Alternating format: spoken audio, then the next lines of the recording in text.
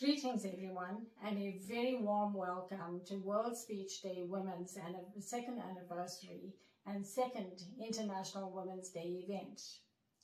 We do hope that you will enjoy the program that we have lined up for you and that you will take away much from today's event.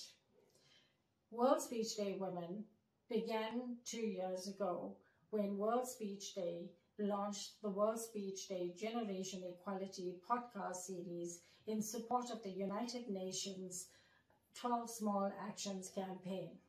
More specifically, we focused on action number 7, which is to invest in media that is produced by women. We did this by choosing podcasts where we chose to empower women by giving them a platform to share their insights, their expertise, their experience, and their wisdom for the purpose of empowering other women. Over the last 2 years, WSD Women's efforts have been strengthened as a result of several other initiatives and partnerships that were born out of this podcast series. As a result, we are now, like all other facets of WSD, harnessing the power of speech to promote advocacy for the purpose of promoting the empowerment of women and girls. We are very proud to announce that last year, like many other organizations throughout the world, we too were approved as Generation Equality Action Coalition Commitment Makers, promoting advocacy under the theme of feminist movements and leadership. We hope to continue strengthening our efforts through further partnerships and to ensure that today's event is the start of many, many more forms of dialogue that will follow throughout the year. We have a fantastic lineup of speakers, some women sharing inspirational stories, drawing on their wisdom, whilst other women are sharing more specific skills in the fields of entrepreneurship, as well as in terms of how they deal with some pressing social issues that are happening. I do hope that you will leave today with a strong desire to advocate for concrete change to promote gender equality, and that you will reach out to us should you see a need for further collaboration or possibilities for collaboration with WSD Women. Hello, my name is Simon Gibson. I'm the founder of World Speech Day. First, I would like to say how grateful I am to World Speech Day Women, and to Vino in particular, for inviting me to speak today on International Women's Day. Thanks to Vino's remarkable energy and commitment, World Speech Day has grown into an extraordinary success, and I'm so pleased to see it flourishing. World Speech Day itself began as an idea. Speeches change the world. And right now, we see women all over the globe making speeches to change the world around them. And yet, lest we forget, women's voice in society is a relatively modern phenomenon. Something which characterizes our age, the sound of our age, if you like. Malala Yousafzai once commented, "When the world is silent, even one voice becomes powerful." So it is the movement from silence, of women out of silence, that we are celebrating today. We celebrate their willingness to take on silence, to be the one voice perhaps, but more prosaically, in everyday life, being prepared to break the silence and speak up. Perhaps to confront. More often, though, to share ideas, to believe in progress. Above all, to use nothing more than the simple power of the voice to uphold values, to weave into the words we use the beliefs and values we hold dear. Watching President Zelensky speaking to the people of Ukraine recently was a wonderful example of why speech matters. Because he spoke, others might believe. Because he spoke, people could see the truth. Because he spoke, people could understand the very power of speech itself. It seems such a fragile, impotent weapon, Yet the human voice and the need to speak to others in matters great and trivial is what keeps our society together. And if we seek progress in any matter, we start with the power of a speech. I believe that speaking brings ideas to life. Often, I don't know what I think about a subject until I have to speak about it. And then I have to know my mind. Speaking crystallizes thought. And I firmly believe that practicing speaking helps you think better. The pathways open, the synapses embrace, and we find new thoughts that we were unaware we entertained until we started speaking. Speaking develops the mind. Moreover, frequently society doesn't know what it thinks about a subject until people start making speeches about it and we understand the different points of view, complexities, nuance, meaning. And then, of course, speaking creates an audience. It gathers people together. It is civilization's huddle around the firelight. The audience is the other side of silence. It is what we create when we move out of silence. In many ways, the listener seems to be doing nothing, but actually listening plays a vital role in our communities. It is the listener who spreads ideas, not the speaker. It is the listener who interprets, who decides what is worthwhile, what should be retold. And collectively, listeners as an audience influence the way a speech is understood, and even the content of a speech. And perhaps the most famous speech of recent history is the I Have a Dream speech by Dr. Martin Luther King. And this is actually a great example of how an audience changes a speech, because Dr. King departed from his script. He sensed what the audience wanted to hear from him, his inner voice. The audience communicated with him, and then he started to talk about his dream, that one day men and women would not be judged by the colour of their skin, but by the content of their character. World Speech Day is live in some 100 nations this year, and people will be celebrating speeches and speech making across the globe. It's an exciting thought, a global community, but equally the world coming together on one day to acknowledge the role of speeches in upholding values and holding societies together. It is an act of togetherness, as I say, requiring nothing more than the human voice. This year our theme is a new harmony.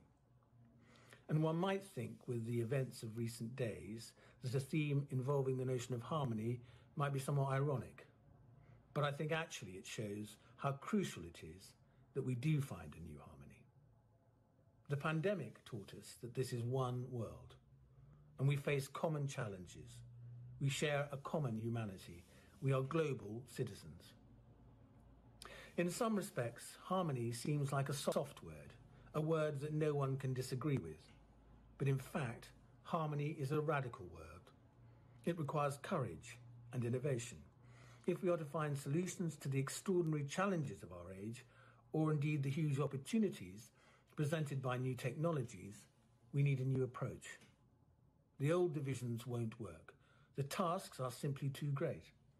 Take the environment, for example. To achieve harmony with nature will require very radical change to our way of life. So we need a new harmony that's brave, that seeks convergence. And this is really tough, even in personal relationships. Creating a new harmony often means sacrifice, facing demons, accepting others, in the end being open to life. And of course, central to the idea of harmony is the notion of voices coming together, creating a sound which is more than the sum of its parts, a sound all of its own breathing. In harmony, all voices are equal, like the sublime, intoxicating mix of voices at the end of Beethoven's Ninth Symphony. Voices around one word, joy. Harmony is like no other sound on earth. Let us hope it is the sound that characterises our next stage. So thank you for coming forward to speak on World Speech Day Women's celebration of International Women's Day. You are now the new unexpected voices with ideas to shape the world.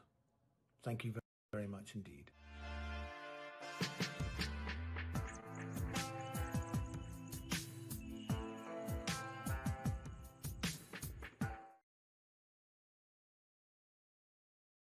Hello, everyone. Greetings to everyone all over the world.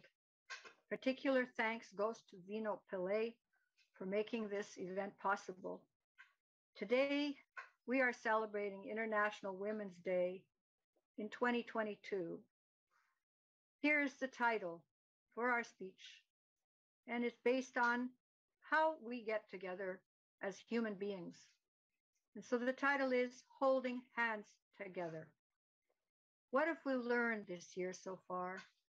Are we happy with the way life is going? Have we thought about telling each other how much we appreciate our contributions as humans?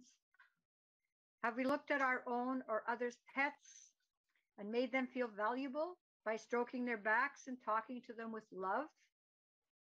You may enjoy having a family member who has a very lively gray African parrot who mimics human speech or sings, no matter in what language. Or imagine a precious dog which loves you so very much and looks into your eyes with love. Or a cat which follows you around at home and wants you to rub the sweet cat's ears and back. What about a pet chimpanzee who comes to you to sit on your lap? What about interacting like this with love between humans? These are all expressions of love, and we need to consider this very carefully. But then we look at human interaction. Are we able to look at the faces of those in pain? Are we overwhelmed with the destructive side of competition? Do we ignore people who are sad or hurting? Can we instinctively know what to do in such situations? What are we doing to make a positive difference in this world? Just think of what is going on with humanity these days. Are we able to ignore the human tragedies which are around us or observable with technology? Is it important for us just to be important, having been put on a pedestal and feeling like we are being worshipped by others? Why do you think we are born with a brain, arms and legs and eyes to see? What about compassion for those who are hurting? What about sharing a smile with others? What about our voices and using our ability to speak, even in different languages? What about using our arms and legs with our ability to walk and run to help each other? Do we really appreciate our capacity to be thankful to our Creator for what we have? In fact, what we do not have is also very important. Consider the message in not having something you need and the possibility of humans to help each other with assurance that life can be easier and better with love.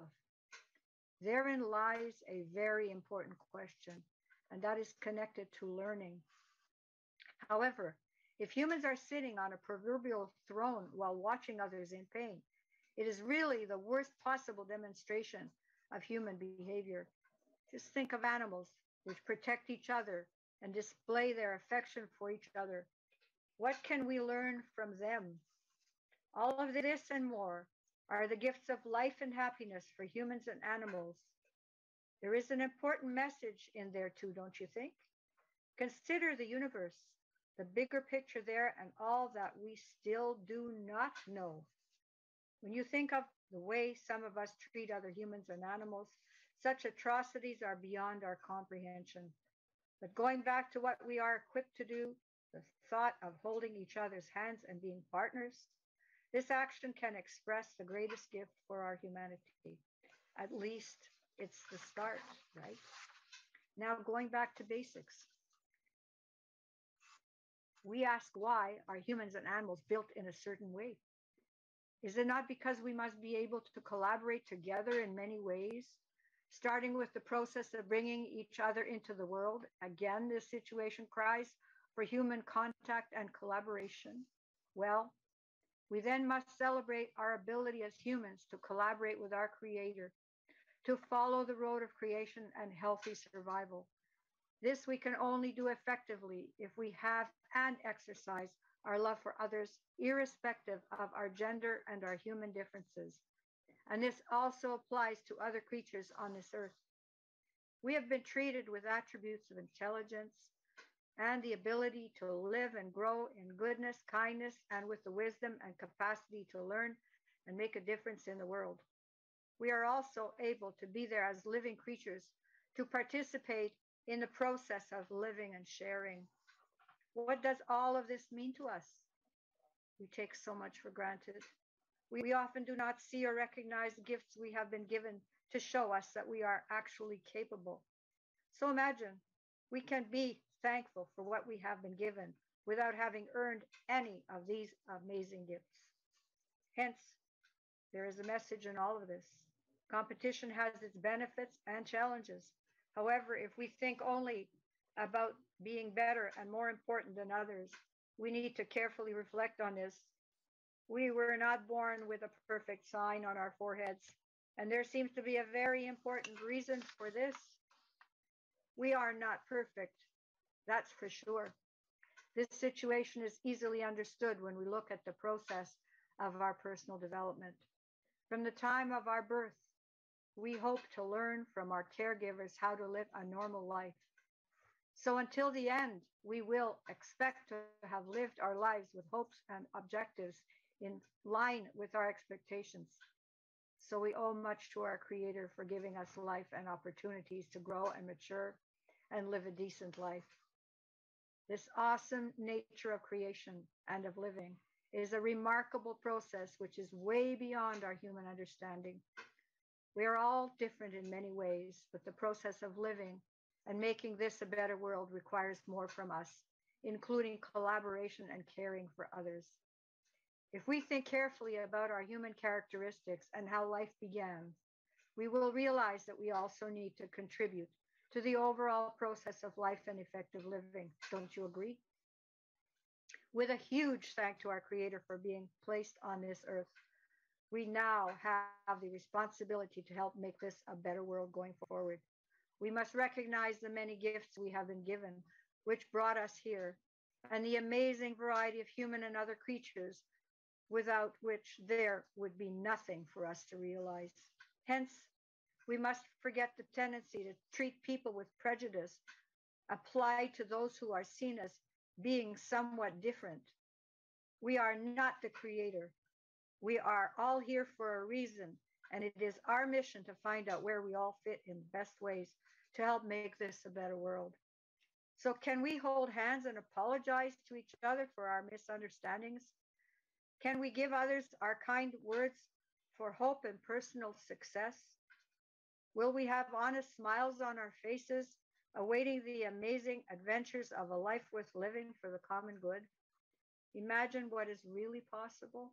Thanking our Creator for putting us here in the first place, for an existence with our cooperation beyond our wildest dreams.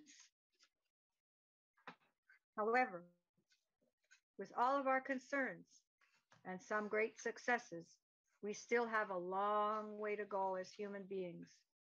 My humble appeal to you is to focus on gender equality on this special day, International Women's Day 2022. Our quest for gender equality is a constant topic, which we must never forget. We still must focus on positive changes and consider how we can harness the gifts given to us by our Creator with a major focus on the pressing issues of this topic. With the respect for and the practice of gender equality, we want all of humanity to experience the same joy, the same opportunities, and the same sense of worth with this golden gift from our Creator. In the middle of all of these concerns, how do we address gender equality? We must start with the focus on what we have inherited and what is the best way to define and practice gender equality. In the case of achieving gender equality, in this case for women and girls, we are looking for the respect of fundamental human rights. This would certainly make a difference, since this should be the foundation for a world that is peaceful, prosperous, and sustainable. We must be fair in saying that there has been progress encouraging gender equality over the last number of decades. Women are having more access to education and are in positions of leadership, including government jobs. We are continuing to keep this process on an upward swing, bringing hope and happiness to more women and their children. We want all of our people in all societies to live in peace and harmony, respecting human needs while knowing our life objectives and our amazing opportunities to make this world a better place and to never give up on those important objectives. We must never forget who we are and what missions we need to fulfill. We humans all need to be encouraged to truly believe that we can continue to be the key for practicing social justice, and this includes respecting gender equality. I wish you all the happiness and satisfaction in defining and pursuing your dreams without unnecessary obstacles for ultimate growth on this earth. May we hold hands with our Creator at this important quest for our understanding and guidance. May we each realize the situations which require our help and initiatives for change, and to work hard to make this a better world based on love, kindness, and respect. We are all invited to make progress a reality, and we are expected to do our utmost to never give up. Because gender equality is important, and it is our way to improve human balance and happiness in this world. To close off my talk, I have added a little short little poem that I think may tie what I said today together, okay? And it's called A Poem on Our Worth. Do we need to know the way for us to find a better day? With our hands, we ask for help while we must get off our shelf. But it's giving that brings love, and it starts with up above. Look at goodness everywhere, and you'll see the need to share. When you look upon this earth, you will see your quest for worth. I want to thank all of you today. I'm very, very happy to be honored to be asked to give this talk. And I look forward to hearing back in a different way, in a sense that if this has made an impact on you, I'm on your side. And I know there will be so many other people on your side. God bless you all. Many stories in our lives start with words like once upon a time. I'd like you to go back to a time when you were maybe much younger than you are now. I'd like you to go back to a time when you were together with people that you loved, those who were there for you, who were helping you make sure that you got a good start in life. And maybe if you were anything like me, you were in a place where there were other women around you, family members, people from groups you belong to in your community or in your religious group or in your school. There may have been many different women who played a role in your life. And you know what's really interesting, when we think back to those women and we think back to what they gave us, we remember really the simple things, but the things that really made a difference. I grew up with a number of women. Some of them looked like those here. Those women were people like my mother and my grandmothers, and my aunts and my cousins, and lots of different women in my church and in my school. And one of the things growing up on a farm in the United States was that food was such an important thing. And I remember not these ladies, of course, but other ladies who were always in the kitchen, who were always going to special events and making special foods and trying to make sure that everybody on the farm was getting the right food and special food. And so for me, as these ladies here who are baking, one of my special foods as a child was cookies. And you may think, cookies? What's so special about cookies? And what does that have to do with anything else today when we're talking about International Women's Day? Well, cookies in my household were important because they were kept in a glass jar that looked something like this, and they were in the kitchen of my house. And whenever you needed a little bit of extra or a snack or just something really, really yummy, you walked into the kitchen, you opened this glass jar, and you took out a cookie. And many times they were just like the ones in this jar. They were chocolate chip cookies, an American classic and favorite. And so I could go into my kitchen and get cookies. But later on, when I learned to bake cookies myself and could do other things with cookies, then I moved to another stage of cookies in my life. And cookies became something I shared with other people. And this is called, in the American tradition, a cookie exchange or a cookie swap. It's a party where you go and everybody brings cookies. Well, how does it work, you may ask? If you've never heard of a cookie exchange, it's very simple. If 10 people are coming to the party, it's your job to bake a minimum of 100 cookies. And when you do so, you put 10 of them each into a box or a bag or something that you can share with the other people at the party. That means you come with 100 cookies, but they're all the same kind, and you go home with 100 cookies, but they're 10 different kinds. Isn't that a wonderful idea? You get to taste so many different kinds of cookies, and you get to find out what other people like to bake. And of course, when you go to a party like this, you bake the cookies that you're really good at, your really special cookies. But you know what the best part of this is? Not just having 10 different kinds of cookies and having chances to taste lots of different things. The best part about a cookie exchange is you not only bring cookies for everyone, but you bring 10 copies of the recipe. See what you've got now? You've got kinds of cookies that you've never had before, perhaps, and you also have the instructions on how to bake them yourself. So you're not only enjoying and experiencing, you're learning from others about how they make their cookies. And you get the chance to go home and try it out yourself. And some of the best cookies I've ever had are ones that I've received the recipes from others and tried to bake what they baked. And you may say, well, what happens if many, many people bring the same kind of cookie? Like if there were 5 people bringing chocolate chip cookies. That can happen at a cookie exchange, but you know what? Every single time when you eat a different chocolate chip cookie, the name is chocolate chip, and maybe on the outside it looks very much the same, but you know, they're all just a little bit different.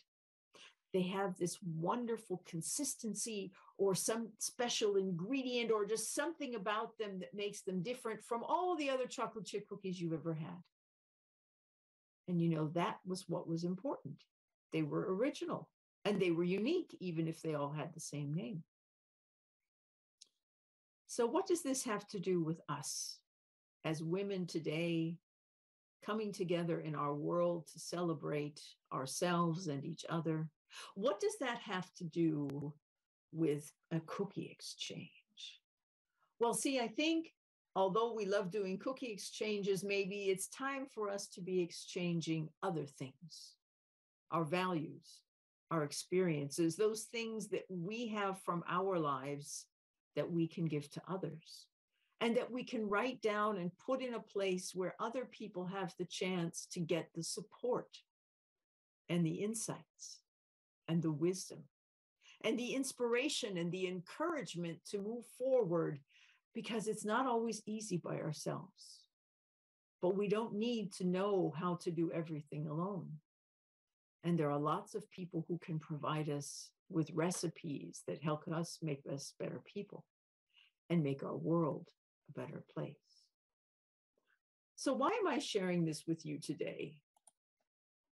I think there are so many things that we could be discussing, so many things in our lives that are important, in addition to cookies, of course, that we can discuss, that we can find new ideas for, that we can inspire each other with and support each other with, especially in those times when things aren't working as we would like them to be. And that happens to all of us. You see here a number of things that one group of ladies has written down that are important to them, the words that they think they need to be working on, the things they would like to exchange, the ideas and the experiences and the inspiration that they need. And so I'm here today to tell you about a new opportunity for you to be doing this as well. This is me. I'm Rhonda Bowen. I'm a global communication guide, and I help people understand what it means to be talking and sharing with others. I was born in the US, as I mentioned, but I've lived and worked in Germany since 1983. And I've been part of World Speech Day Women from the beginning. And I love this interaction and encouragement that this very special group provides to support women around the world with insights and inspiration, and gives them a platform to express themselves, not only today on International Women's Day, but throughout the year. So now I'm passing the ball over to you. I'd like you to become an active part of our group. This is a group called, just as we've said today, Women's Exchange, Cookies, and More. If you'd like to join us, and you'd like to share your ideas, and you'd like to support other women in the world, and you'd like to find out more about what it means to be a woman, to improve lives for women and therefore help all of humanity, just refer to the link near this video, and you can join our new community, as it says, Women's Exchange, Cookies, and More. You'll be joining a networking platform that I run called Commpolium. Click on the link. You can register free of charge and then share with us your first ideas, maybe a cookie recipe or something else you'd like to share. We look forward to interacting with you there soon. I am Patricia Mensah-Larkai, a communication and leadership coach. I'm the founder of Perissos Rising and the host of the Perissos Rising Chatroom series. I also published 2 books entitled Fearless, Fabulous and Flamboyant, and Untangling That Tongue, No More Fear Public Speaking. As you're watching me, you may be wondering, what is she all about? I want to assure you all that no matter how big or small your dreams are, they are valid, they are valuable, and they are needed. Growing up, all I wanted to do was be part of the change process. I wanted to be part of activities, whether it was at school, in my church. I simply wanted to be part of something unique, something that was going to bring about some positive changes. And as I did all of these things, the things that I call hobbies, simply being part of the culture group, being part of the Chigurupati club, being part of the Perissos, and all of those things, I didn't know at that time that I was sowing seeds that were going to grow and become the passion that is now driving a lot of the things that I do. I began my journey as a Toastmaster over 10 years ago. I joined Toastmasters simply to hone and sharpen my leadership skills. I found out that though I was always enthusiastic and eager to be in teams, to work together with people, sometimes I was overbearing. I needed to make sure that if I was to lead people, I was able to recognize the potentials, the talents, the skills that others also had, and be able to give them the room and the space to bring their skills to bear. What that does is that it allows us to create synergy.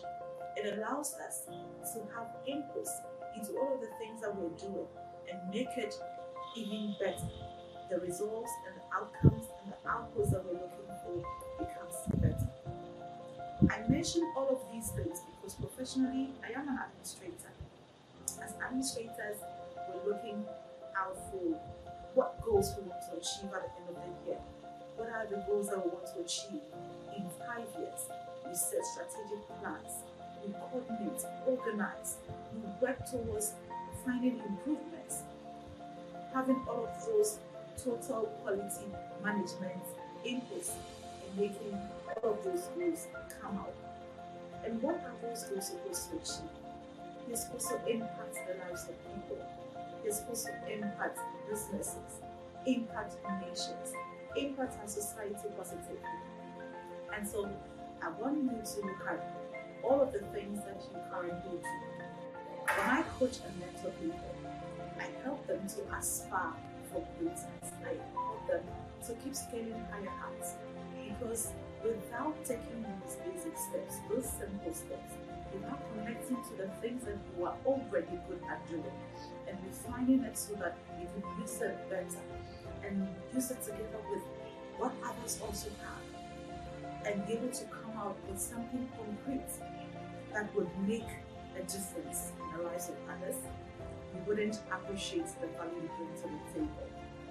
We all have dreams, whether your dreams are big or your dreams are small. It could be as small as how helping that friend of yours in class become better at a subject you're struggling with. It can be as little as giving your book to somebody who cannot purchase a book so that they can learn to improve on their own shortfalls. It can be as big as creating all of those dynamic changes in your organization or in your company that enables them to achieve and even excel at the goals that they have set for themselves for the year. We can't all have the best employee of the year awards. We can't all have the best awards for being the first and the best in our various fields of endeavors. But then every little difference that we're making adds on to what makes the world a better place. Today I want to encourage you, just like I wrote in my first book, be fearless, be fabulous, and be flamboyant. Fearless in the sense that you're ready to take some risk and come out of your comfort zone. Fabulous in the sense that you want to aim for the things that are of quality. You want to make sure that everything that you turn out has an excellent result at the end. You don't settle for less. You don't want to churn out shoddy work. You want to make sure that all that you're doing is bringing out the best version of you. You want to be flamboyant by telling your story, just as I am. It is never easy to tell your story because people have different perceptions and you don't know what these perceptions are. But forget about the naysayers. Forget about those who wrongly or negatively criticize you because they do not know your motive or your intentions. Be flamboyant and telling the story, it will get to the ears of those who need to listen. And in the end, you are able to connect your energy to that of others and bring out even that better picture, that bigger picture that you are yet to see. See, we all have God-given talents, God-given potentials. We only need to take one step, come out of our fear, and it brings us closer to that end goal. We all enjoy celebrating great achievements and great achievers. What we do not know is that we all had fears. They were able to come to terms with their fears, admit their weaknesses, and to find ways in which they can be better, ways they can sharpen their skills. Sometimes we talk about finding a tribe, finding that support system. We won't all have 1 million followers or 2 million followers that will be there to support us to work towards our dreams. Sometimes it is just that one person, those 2 people within your family circles or your friend circles that believe in your dream and are ready to be part of your tribe. Don't look at how large or small your tribe is. Simply stay focused on that goal. What is that thing that you want to see change in your life, in the lives of others? What is that thing that you want to see realized so that your organization becomes better, so that your family stands out better, so that the lives of others are improved and made better? As we reflect on these and many more, I want to encourage you. You need to be bold. Develop your public speaking skills. Find your voice. Empower yourself so you can empower others. Thank you. Namaste. Happy Women's Day to all the wonderful women around the world. My congratulations to WSD Women who organized this virtual event on this special day and also working towards empowering women. I'm Uma Chigurupati, Executive Director and co-promoter of Granules India, one of India's leading pharmaceutical company, and also chairperson of FICCIFlo Hyderabad chapter. FLO is the women's wing of the Federation of Indian Chamber of Commerce and Industry. FLO has a pan-India presence and operates from 18 chapters. It represents women entrepreneurs and professionals. FLO promotes entrepreneurship and professional excellence at all levels through workshops, seminars, conferences, training, and capacity building programs. Power to empower is the motto of FICCIFlo. I would like to share some of the initiatives that I had taken up this year as the chairperson of FICCIFlo Hyderabad. The journey so far is powering through learning along with empowering the women from all three levels, that is the grassroots level, medium income group, and the white collar force. With the tagline, Together We Can, we have started the year because we all know that alone we are powerless, but together, better chance of being heard, promote change, fight for our beliefs, and we can make things happen. In this pandemic and unprecedented times, focusing on providing livelihood is the most important task. That's why we focused on providing jobs through Job Connect, skill development, and vocational training. Through our initiative, Job Connect, we have associated with Hyderabad Police and conducted 8 job drives and connected unemployed youth to different companies. It is very successful initiative and secured jobs for more than 6,000 unemployed youth. Through our skill development and vocational training, we have trained rural women in pharma, software, stitching, sewing, and beautician courses. I am very happy to inform that about 95% of them have been absorbed in different companies. It is wonderful to handhold and guide women entrepreneurs in their professional journeys. Through our empowerment cell, in association with IIT, that is Indian Institute of Technology, IIIT, and WeHub, we held several training programs on various topics ranging from finance to management for women entrepreneurs. It included your orientation programs, boot camps, pitching, mentoring, incubation, and so on. This will help acquire knowledge and technical assistance, which will help them to survive in the fiercely competitive world of business.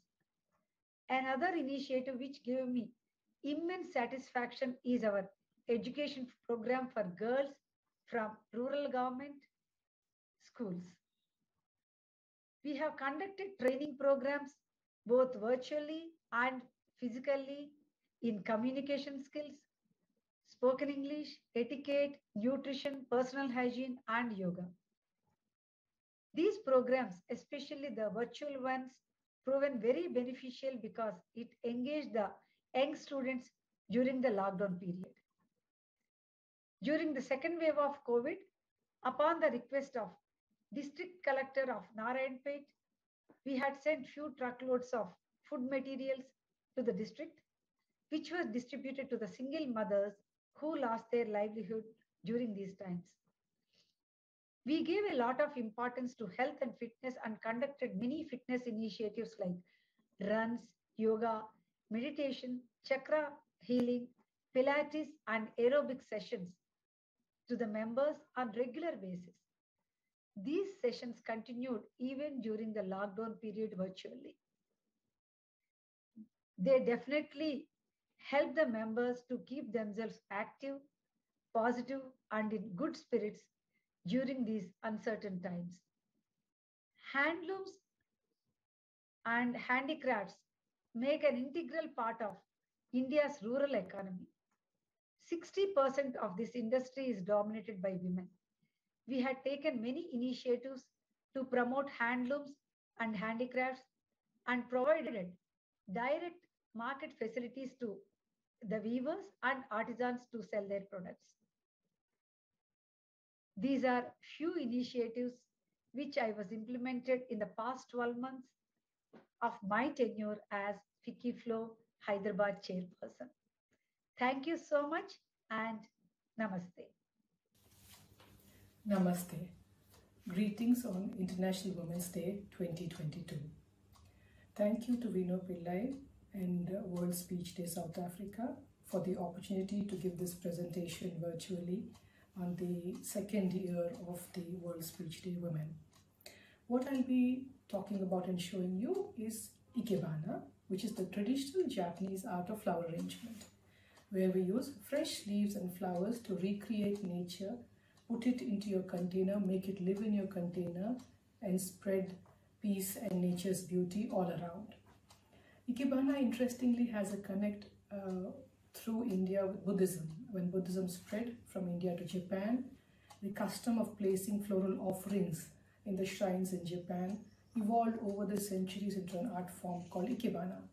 Interestingly, done only by the Buddhist priests and the men earlier. There are many schools of Ikebana and all of them have headmasters. It was only men earlier. Now, the last many decades, a lot of women have gotten into it, and more women in fact do enjoy Ikebana than men also. So to do in Ikebana, you need a container, you need water, a little holder or a fixer called a kenzan, and some fresh leaves and flowers. So today I'm using this silver colored tray to show off the container and a silver colored hanamai vase. So what I'm showing you today is based on the Ohara school of Ikebana, and I'm going to use this wonderful red heliconia, which is in season now, and it's very tropical material. It shows strong and bold, and overpowering. I mean, almost overpowering.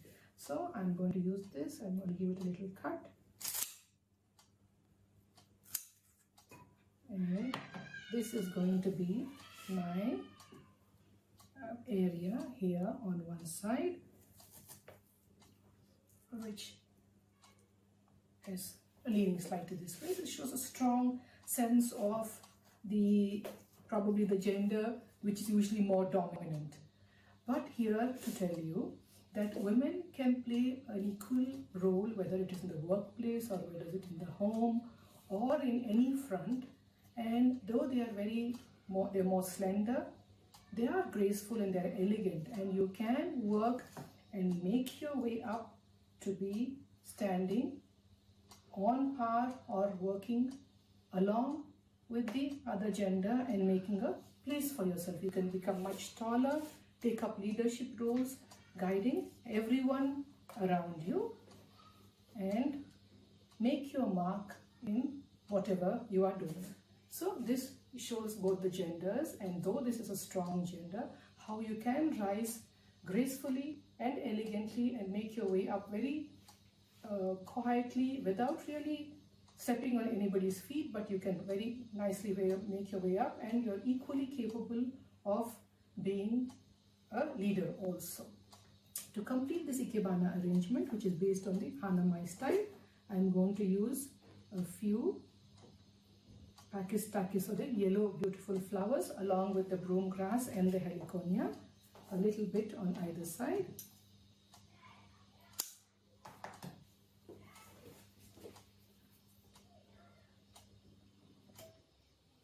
Yeah. So this completes one arrangement, and these are little fillers which gives it a little bit of depth and color, which you may use on either side. So this is one arrangement which is called the hanamai arrangement. So once you have a clear look at it, I'm going to move it and use the next one. The next one I'm going to do will be based on the rising form of the Ohara school, and I'm going to use a brown ceramic container this time to show you another arrangement. A mat here, so it shows off the arrangement well. I have a ceramic container with some dry umbrella palm twigs, which I've made into a kind of a structure, into little boxed in areas. So this is the umbrella palm, what we call the umbrella palm stick, and once they dry, instead of wasting them, I take them, I twist them into different shapes and make a little interesting structure with them. So it's a lot of recycling involved also in what we are doing. So this structure shows how we are all, so many times as women, we find ourselves constrained in the areas that we work in, and it is difficult to go out. You get out of one area of box, you find another area, which is kind of being a hindrance to you. So we can rise again over all those hindrances and come up. So this is a basic rising form arrangement where this is called the subject area. For the object area, I have some very beautiful bunch of pink roses. So beautiful like women are, but they can be strong and make your mark in what you are doing. I have another filler coming in between,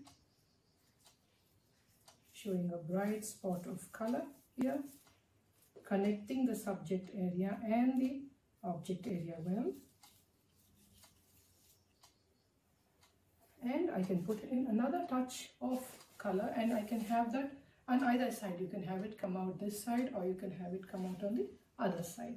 So in Ikebana, we call them, we make sure we put different heights and angles when we have material. They form a little triangle. And it always looks beautiful when you have a touch of greenery. So greenery would be an ideal addition to an arrangement. We have a touch of green there, and I can have another touch, small, going on the other side.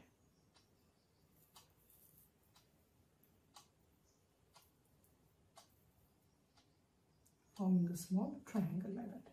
So this again finishes the next arrangement. And here we have the rising form arrangement, and we are showing you of the beauty of material that grows upright in nature. So in spite of the constraints that we would have, we can use our strength and our skills to move ahead and move out of whatever constrictions we are made to be in. Thank you so much to the World Speech Day again. It's been a pleasure to share this with you. Namaste.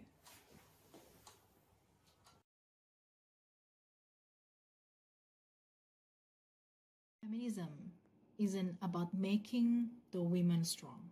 Women are already strong. It is about changing the way the world perceives that strength. Hello, my name is Nurvita Wijayanti and I'm from World Speech Day Indonesia 2022. Talking about women empowerment in Indonesia, it is quite a challenging topic. It is challenging because you see that in Indonesia, society is still so led by patriarchal system. It is seen by the way the man dominates the rules in Indonesian society. But hey, some of the system are changed now thanks to feminist movement nowadays, that Indonesian women can survive, can voice out their ability into the society. Nowadays, women in Indonesia are part of the career women, women's writers, women's painters, women's leaders in the society. And then one of the important things is that women can be seen as the breadwinner as well in their family. So talking about the breadwinners in the family, mostly, because of the patriarchal system, Indonesia still think that the breadwinner should be the man or should be the husband. But then in this case, in my case, that women can also be the breadwinner because of the several issues, right? One of them is the being a widow. Don't think about being the widow in Indonesia is kind of easy status. There are lots of stigmas about being widow in Indonesia. Well, especially for the women, because women in Indonesia who has the widow status, they will be judged as someone who is disturbing. Their status is disturbing because somehow the stigma or the stereotyping is that the widow women can be the ones who will disturb the other family's business. So you see that the stigma is that the women as the widow still have to find the man's figure to feed them. That is such a stigma, worst stigma ever in Indonesian society. But then, once again, thanks to feminist movement, thanks to the women empowerment nowadays, widows can prove themselves that they no longer need the man's figure into their life. They still can raise their child, they can still feed their family, their child, and then also these widow women can also share out their ability in any fields that they have. If the women are strong enough in a business, then they can survive in the business without any man's figure to help them. And then if they are good in parenting, and then they also maximize their ability to raise their kids properly without a man's figure. And this is a good thing to do when widows in Indonesia nowadays are very empowered because of the government's program, so that they can be able to voice out their ability, and then they will do anything to make the family keep up without any man's figure. And they do not need to find another husband, another man's figure to feed them, because they can still survive with their ability to work by their own hands. And that's one of the widows, my mom. So thank you, Mom, and thank you, World Speech Day South Africa, to give me a chance to speak out this in this women's empowerment thing. Thank you and have a good day. Assalamualaikum warahmatullahi wabarakatuh. Hello everyone, it's an honor to me to speak here on the World Speech Day South Africa. First of all, my name is Lucky Bajitratama, a student of University of Bangka, Belitung, Indonesia. In this occasion, we will discuss about the marvelous people, the people who gave birth to generation. Who else if not a woman? But this discussion, I will speak in Indonesia. Di Indonesia sendiri, banyak perempuan yang menjadi pemimpin, mengabdi di negara, dan lain-lain. Tapi saya tidak akan membahas seluas itu. Yang akan saya bahas di sini, my focus here on the circle that is close to me, yang saya rasakan dan saya lihat sendiri, yaitu lingkup organisasi saya. Di kampus saya, khususnya di fakultas saya, rata-rata pemimpinnya adalah wanita, baik itu dari dekan, dari ketua program studi, dan juga di organisasi mahasiswa. Dan dari beberapa pemimpin wanita ini, mereka memiliki can be said the same tone, atau pola yang hampir sama, tapi dengan pengaplikasian yang berbeda. What kind of tone is that? Jadi, pola yang saya maksudkan di sini adalah dari cara mereka memimpin. Berbeda dengan laki-laki yang cenderung lebih tegas dan berwibawa, tapi wanita justru berlandaskan pada pendekatan kepada anggotanya. Masih sama dengan laki-laki, mereka juga memberikan job desk kepada bawahan, tapi membedakannya yaitu cara mereka melakukan treatment di saat ada masalah atau telat dalam melaksanakan tugas dan lain-lain. Mereka tidak langsung menuntut dan push anggotanya untuk menyelesaikan, tapi mereka justru menanyakan what's wrong with you. Jadi di mana saat ada kesalahan yang dilakukan oleh anggotanya, mereka tidak akan langsung menuntut anggota tersebut untuk memperbaiki kesalahannya. Tapi para pemimpin wanita ini, mereka akan menanyakan apa yang salahnya. Jadi mereka akan memperbaiki salah itu, dan diharapkan semoga kedepannya di saat ada kasus yang sama, mereka tidak akan mengulangi kesalahan tersebut. But would not that the subordination of member would not hesitate to the leader? No. Justru ini akan membuat mereka lebih sayang dan lebih cinta kepada pemimpin mereka. Karena jadi pemimpin bukan hanya masalah disegani, tapi masalah tentang dicintai oleh anggotanya. Kepada para pemimpin wanita, mereka melakukan treatment agar anggota bisa dicintai karena tone atau pola yang saya sampaikan di awal tadi. Pola apa itu? Ini kurasa saat pemimpin wanita melakukan pola ini, mereka melakukannya tanpa sadar, yaitu bisa dikatakan polanya Mother Nature atau sifat alami keibuan. Saya di sini melihat para women's leader memperlakukan anggota dan bawahannya seperti interaksi antara ibu dan anaknya, mom and child. Mereka akan menyayangi anggotanya atau bawahannya, dengan begitu mereka akan mendapatkan feedback yang luar biasa pula. Would not that can be case with people who take advantage for them, laziest, because they know that leader will not angry to them. Memang dalam sebuah keuntungan pasti ada kerugian. Pasti ada beberapa oknum yang akan memanfaatkan kebaikan leadernya tersebut. Mereka akan bermalas-malasan, mereka akan semena-mena. Tapi pada saat kesempatan inilah para woman leader bisa mengambil tindakan tegas. Jadi mereka bisa saja memberi hukuman atau sanksi kepada oknum tersebut. Jadi tidak ada lagi oknum yang semena-mena ini. Okay, I think that's all for me. Hopeful after I say this, we can appreciate this leader more, whatever it man or woman. And don't take advantage of the kindness of your leader to you be lazy. Okay, I apologize if I have a wrong word for myself. I close with wabillahi taufiq wal hidayah. Wassalamualaikum warahmatullahi wabarakatuh. Occasion at World Speech Day Women 2022.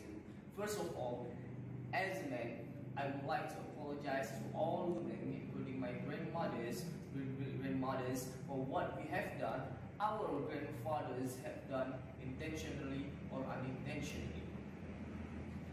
I have struggled for more than 7 years working in the field of language, literature and gender, and I could say that in one woman's body you can see various kinds of oppression, economic, culture, race, ethnicity and many others only in one woman's body. So the history of patriarchy is shaped and hardened in the social system of our society. So it is difficult for us to distinguish what is called by nature and what is called by culture, especially when we talk about the relationship between men and women.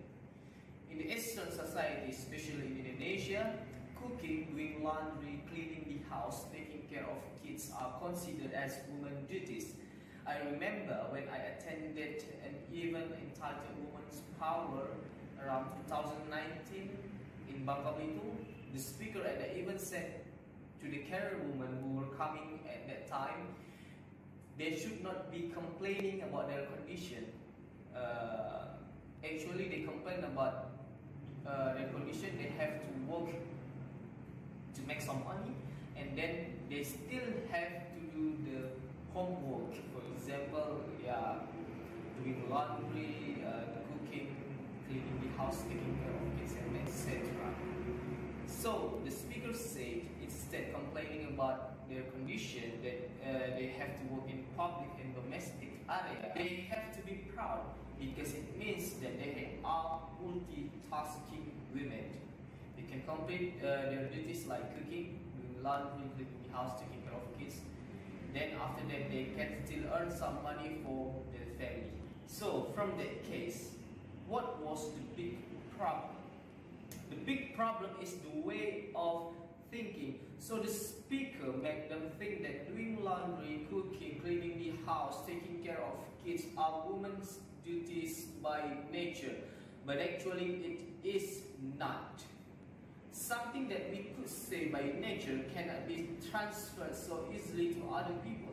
In the context between men and women, there are only two things that only women can do, and it cannot be done by men. It is pregnant and giving birth. This means that all the things in the domestic area is a form of agreement that should be carried by men and women. It is insane that they have to finish all the things at home and then they still have to make some money for the family. it is a double operation, in my opinion. So, to be a feminist, we do not need to understand the theories and concept of feminism. To be feminist, you only need the instinct of justice and equality. And you can start from the small things. For example, the relationship between you and your family, between you and your mother, between you and your partner, and between you and your sister. Remember, the big change always starts from a small little things. So, this is Dian. My name is Ferianda. I hope we can meet in person one day. Thank you. Being a woman is not easy. I'm Janzen from Bangka, Belitung, Indonesia. I want to deliver the case which happened in Indonesia campuses. For the past 2 years, there are so many cases that brought to public which involve campus. And the topic is sexual harassment which done by another students to students, or lecturer to student, or even staff to the students. We believe that this case already happened in the past because that nobody wants to speak up. Why? Because the victim will be blamed. As a woman, we have to act properly. We have to dress properly, and we have to speak properly. So when we face this sexual harassment, the victim, which is women, will be blamed for the irresponsibility. The thing that we have to highlight is the suspect. The suspect should be blamed for all the mistakes or for all the problem. But the fact, the victim will be blamed because of her or their irresponsibility, which may conclude as the expelled. They may be expelled from the campus because they bring these cases. Well, in 2021, Indonesia, through the Minister of Education and Culture and Technology, Education, Culture, Research and Technology, declare about the bill that rules this kind of thing. It is just the beginning. We have a long way to go to settle this thing. We have a long way to go to settle this bill. And we have a long way to go to fight our right in this patriarchal society. We do need a safe place for every citizen in this nation, safe to live, and even safe to speak up that there is something wrong with the society, or there are something wrong that happened that I face in this situation. We do believe that this will bring a bright future for Indonesia, and it is such kind of promising security for women in the future. About 6.8 billion of population in this world are dominated by women. But just because most of the citizens of this world are mostly women, it does not mean that women are given equal rights to have education and equal rights to share their voices. Instead, women in this world are also getting what so-called discriminations, not just by males, but also ironically by other females. This kind of action is really saddening.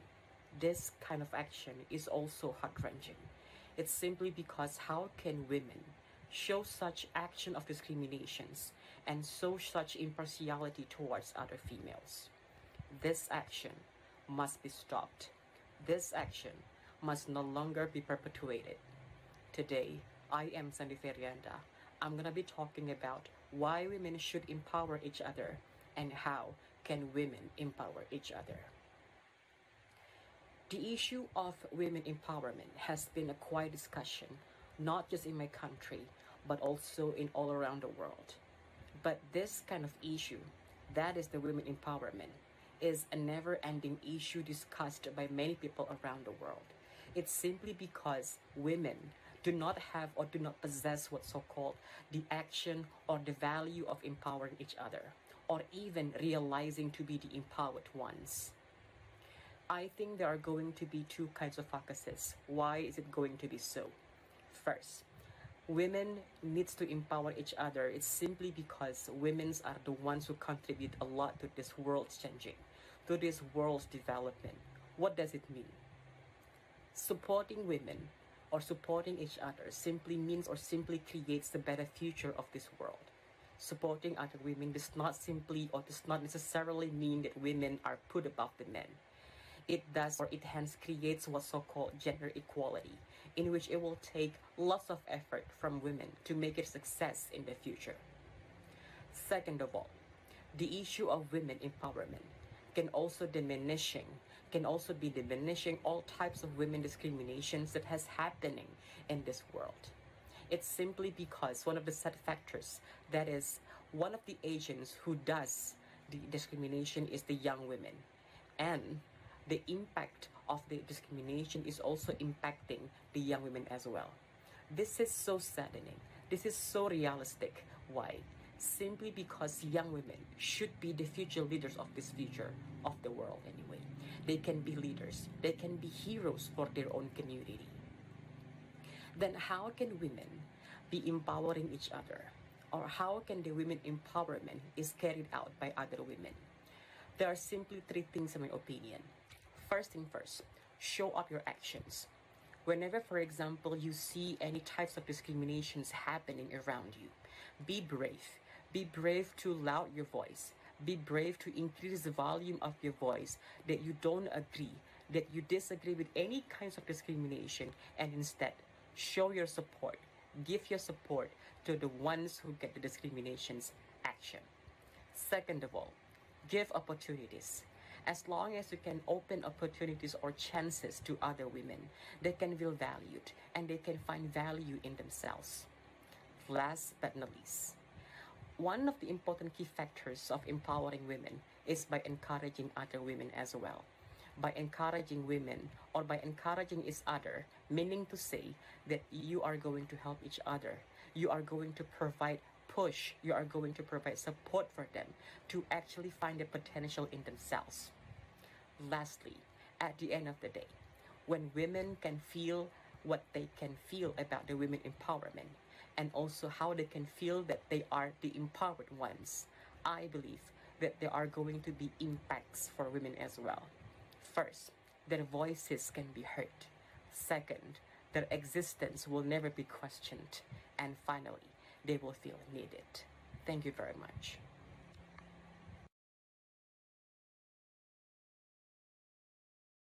Hola, mi nombre es Camila Antiveros, soy mexicana, tengo 18 años de edad y estudio Relaciones Internacionales. Soy parte de Tremendas México en el área de género. También soy parte de Globopolíticas, una organización creada por las Naciones Unidas que promueve las habilidades, los derechos y las oportunidades para que las mujeres jóvenes se conviertan en líderes. Y también soy parte de Unite 2030, una organización que une y empodera a jóvenes changemakers de todo el mundo para resolver las problemáticas más grandes, como lo son acabar con la pobreza, la desigualdad y el cambio climático para el 2030, según la agenda de la ONU. Hoy voy a hablar de mi trabajo sobre el objetivo número 5. Desde pequeña nos enseñan a no soñar demasiado alto, que algún día alguien vendrá a rescatarnos, como las damiselas en apuros que dicen que somos. Pero tenemos una sorpresa para ustedes. Las mujeres no necesitamos ser salvadas. Podemos y seremos las heroínas de nuestra propia historia. Tenemos voz y ahora mismo cada vez más mujeres alrededor de todo el mundo la están utilizando para crear el cambio que queremos y necesitamos ver. Cito a Meghan Markle, duquesa de Sussex. A menudo se oye decir que estamos ayudando a las mujeres a encontrar su voz. pero las mujeres no necesitan encontrar su voz, ya tienen una voz y necesitan sentirse empoderadas para utilizarlas y la gente necesita aprender a escucharlas. Crecer en una familia que apoyaba mis ideas y me permitía estudiar y ampliar mis conocimientos me hizo darme cuenta de lo privilegiada que era y de que tenía que hacer algo por las demás chicas que no eran tan afortunadas como yo. Así que comenzando por concientizar sobre los problemas de adicciones y la importancia de la salud mental desde una temprana edad, acabé creando junto con otras 5 increíbles chicas Girl Love Prepa 7, un club hecho por y para las mujeres de nuestra comunidad estudiantil, donde nuestro propósito era crear un espacio seguro para ellas, lleno de sororidad, respeto y ganas de aprender. En solo un año impactamos la vida de más de 1000 personas a través de conferencias, redes sociales y reuniones. Y colaboramos con 12 clubs de 9 países diferentes. Creamos una oportunidad para las jóvenes que tenían ganas de aprender desde una perspectiva feminista, empezando por la historia de las mujeres en STEM, en el arte, en la política, la educación sexual, la reducción de la discriminación en las instituciones públicas y la brecha salarial de género, la representación de las mujeres en posiciones de poder y toma de decisiones, pero también sobre la representación de las mujeres con discapacidades. Solo por nombrar algunos de los temas que tocábamos. Todo esto creado por 6 adolescentes. Este fue mi primer proyecto. Ahora continúo mi trabajo abogando por los derechos de las mujeres, principalmente desde 2 organizaciones. La primera, Unite 2030, donde tuve la oportunidad de ser delegada y ahora soy líder del track Female Changemakers, un grupo de mujeres de entre 18 a 30 años que tienen experiencia y conocimiento en igualdad de género, pero que también tienen ganas de hacer un cambio en sus comunidades. Y por supuesto, desde la organización de Tremendas, específicamente desde mi país, México, donde mujeres jóvenes empoderadas se unen en esta plataforma colectiva, generando acciones de impacto social, utilizando sus talentos y habilidades para apoyar y levantar causas de impacto social, el medio ambiente, la diversidad, la acción climática, la sustentabilidad de las ciudades y los ecosistemas, la inclusión en el género, son solo algunas de las áreas de acción del grupo. Siendo yo misma el área de género, trabajo para dar espacios a los jóvenes talentos que están impactando en sus comunidades, para concientizar sobre la violencia de género, aprender a identificar sus señales y cómo salir de estas, además de enseñar a las niñas a hacer el cambio que desean soñar y convertirse en las protagonistas y heroínas de su propia historia. No es una lucha fácil y aún nos queda muchísimo camino por recorrer para conseguir la igualdad de género en el mundo, pero estoy convencida de que juntas vamos a conseguirlo. Esta lucha no es de una sola persona, es de todas nosotras juntas. Si eres una de las privilegiadas, reconoce ese privilegio y utilízalo para llegar a más gente. Y si no lo eres, no estás sola. Estamos luchando contigo y por ti. Recuerden, juntas somos más fuertes y juntas nuestras voces están cambiando el mundo. Gracias. Hola, soy Fátima Arroyo Flores, tengo 16 años y soy parte de la plataforma de acción Tremendas México.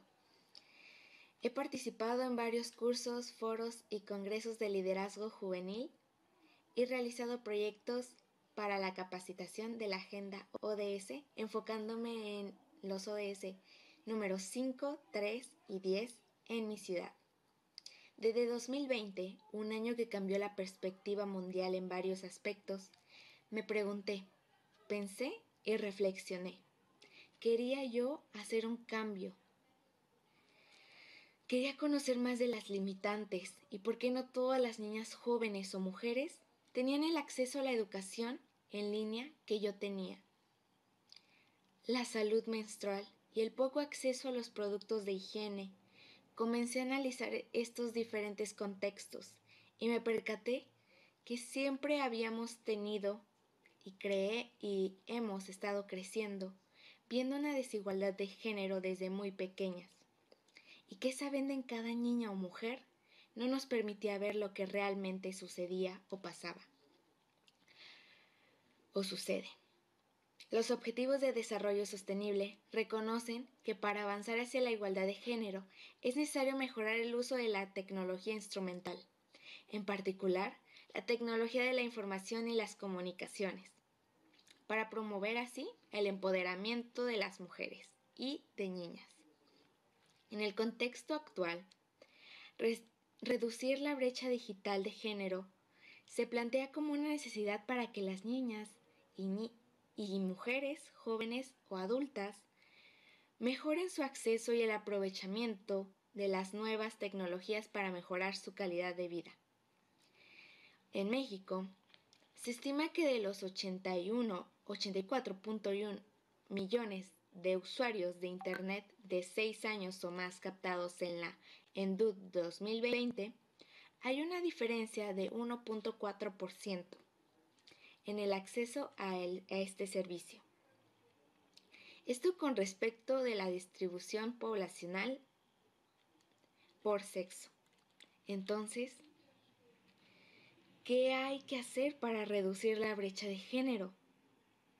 No basta tener acceso a un dispositivo o a un medio tecnológico.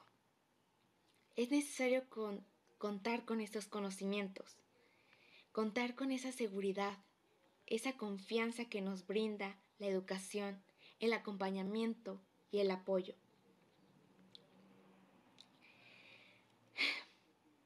Que éstas permitan aprovechar el potencial que también las mujeres y niñas tienen y que muchas veces se nos cree que no.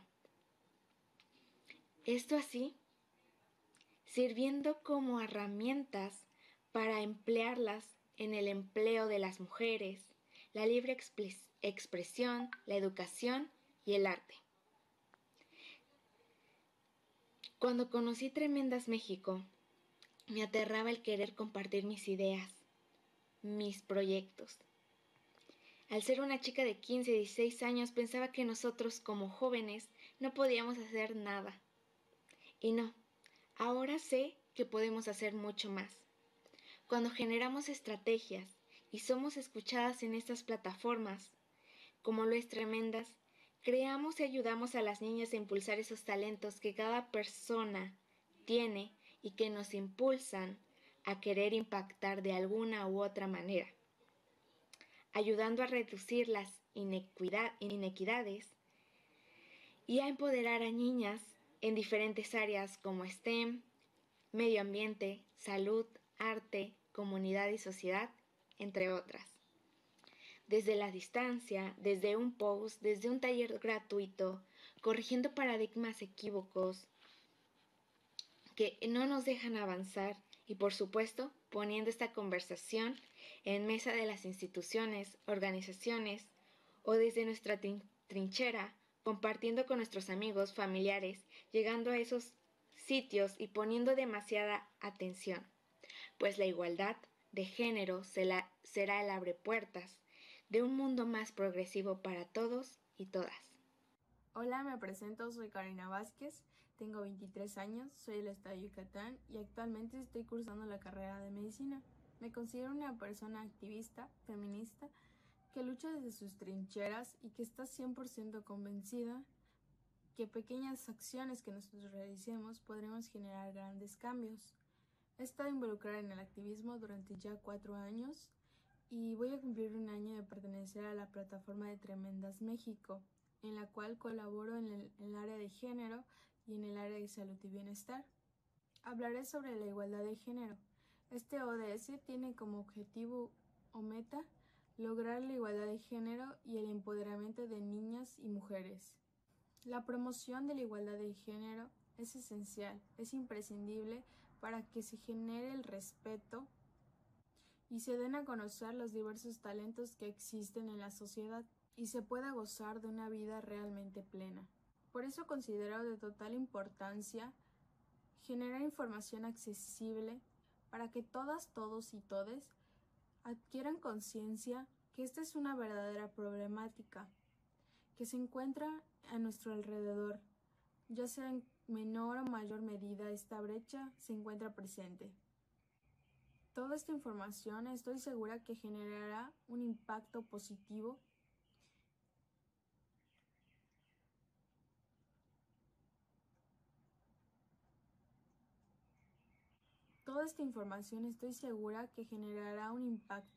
generará conciencia y romperá las barreras.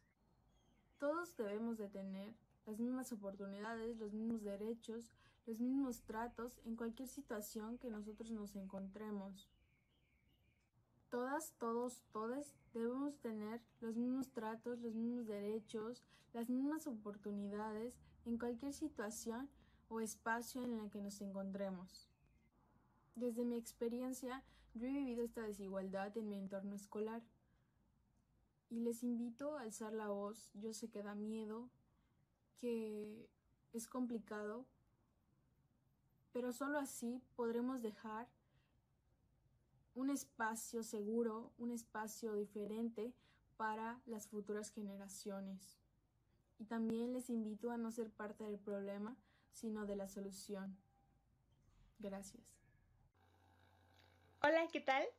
Mi nombre es Susi Rojano, tengo 19 años, soy de la Ciudad de México, estoy estudiando la licenciatura en Ciencias de la Tierra con especialización en Ciencias Ambientales en la UNAM y soy activista climática. Entonces, pues es evidente que uno de los temas que más me ha interesado en los últimos años es la lucha contra la crisis climática, de la cual me he informado a través de diversas investigaciones que he hecho por mi cuenta, así como herramientas que me ha dado la universidad y que he adquirido en cursos y otras oportunidades que he tenido.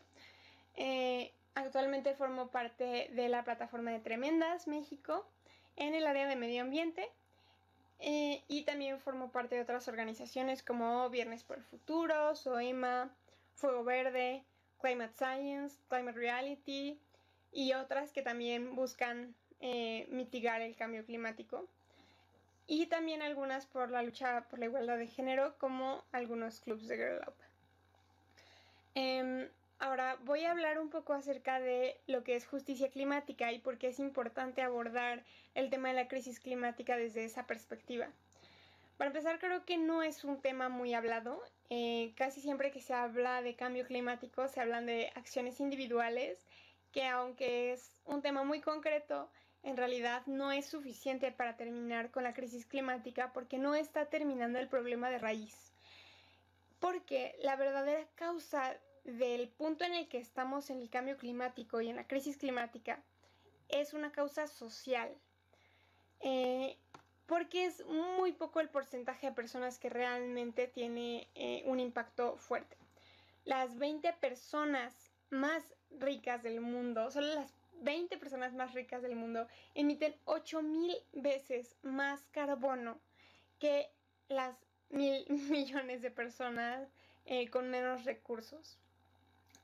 Entonces, definitivamente la crisis climática es un tema de injusticia, porque las personas con más poder económico tienen mucha más responsabilidad por la crisis climática y son las que menos están sufriendo las consecuencias, a la vez que las personas con menos recursos económicos son las menos responsables y están sufriendo muchas más consecuencias, además de que no pueden soportar todo esto, son más vulnerables ante la crisis climática porque no tienen servicios de salud eficiente, ni una infraestructura eficiente, ni un sistema eficiente que les ayude a soportar o a ser resilientes ante la crisis climática.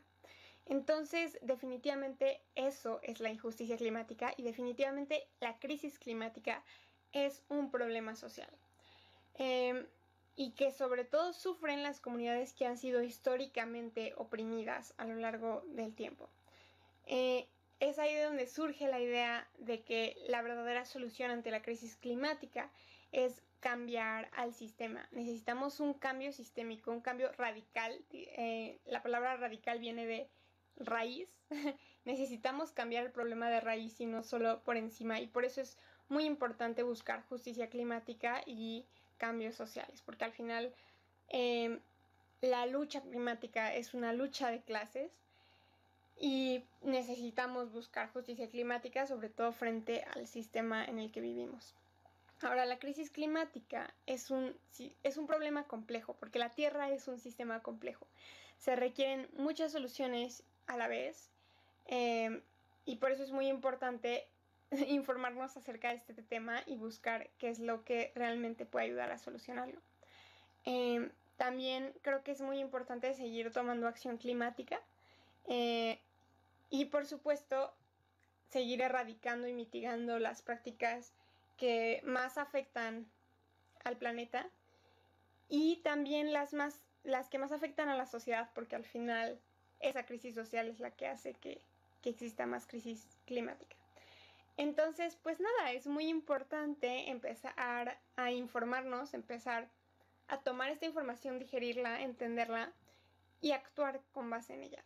Y pues eso es todo. Muchas gracias por escucharme. Bye.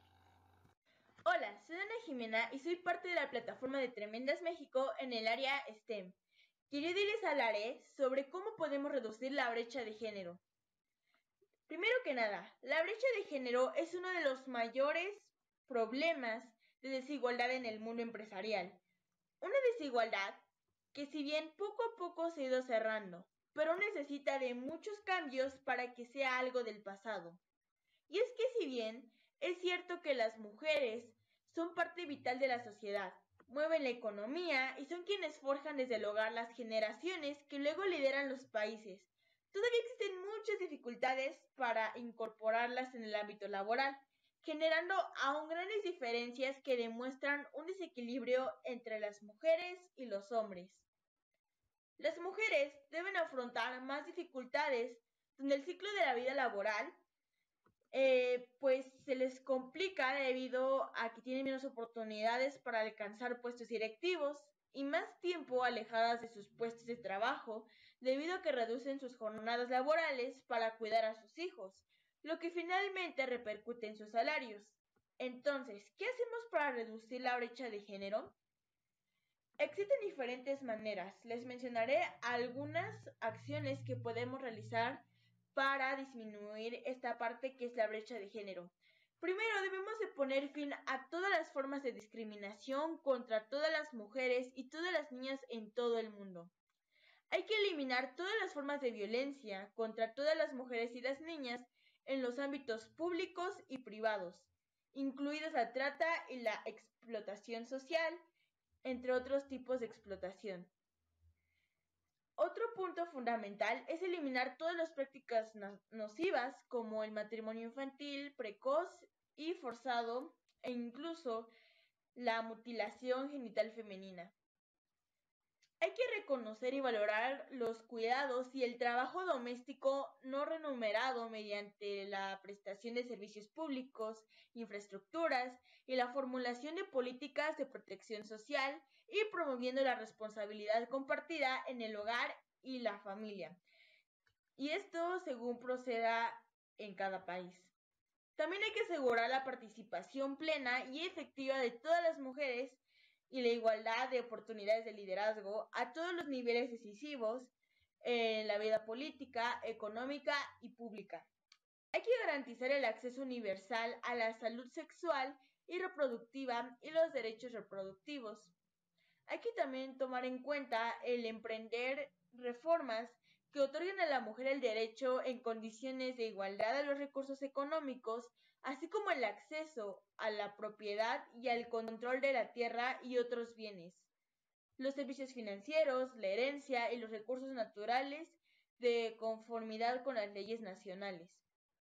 Hay que mejorar el uso de la tecnología instrumental, en particular la tecnología de la información y las comunicaciones, para promover el empoderamiento de la mujer. También algo muy importante es adoptar y fortalecer políticas acertadas y leyes aplicables para promover la igualdad de género y el empoderamiento de todas las mujeres y las niñas en todos los niveles. En conclusión, la brecha de género es un tema que aún sigue constante y que seguimos teniéndolo como un gran problema de desigualdad. Y para disminuirlo, lo más importante es llevar a cabo las acciones ya anteriormente mencionadas. Pues eso es todo. Muchas gracias por su atención.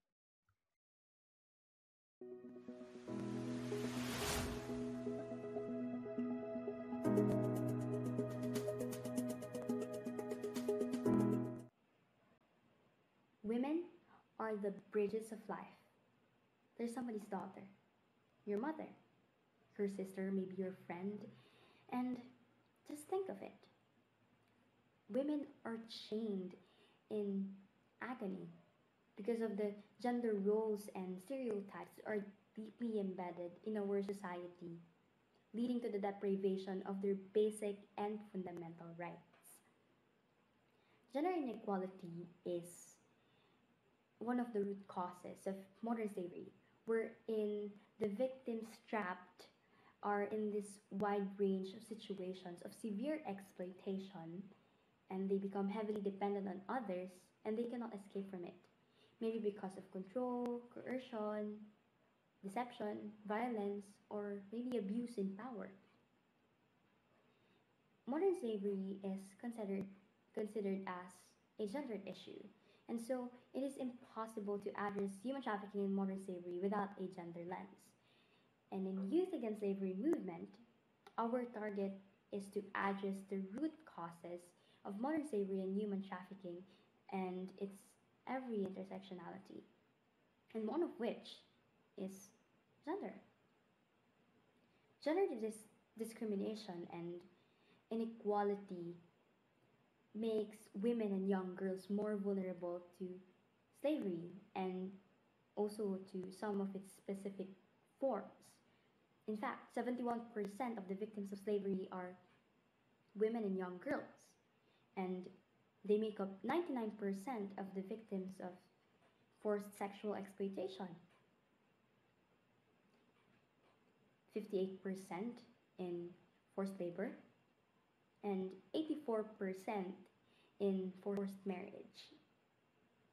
In Youth Against Slavery movement, we empower young people, men, non-binary people, women and young girls, and even victim survivors of modern slavery through our advocacies and capacity building. And we demand for better policies and legal frameworks for prevention, protection, and for partnerships and fundings to attain our action goals, which is going against gender-based violence, achieving economic justice and rights, for feminist actions for climate change, innovation and technology for gender equality, leadership and feminist movements for women, and bodily autonomy and sexual reproductive health rights, and women's peace and security. And these all cross the attainment of gender equality. In this International Women's Day, we as a movement are amplifying our voice so that we can achieve gender equality in the name of eradicating modern slavery. And this we do not just by the end of this day, but until the day we're all free, free from discrimination, free from inequalities, free from slavery. This is Angelique Vita from Youth Against Slavery Movement. Thank you for listening.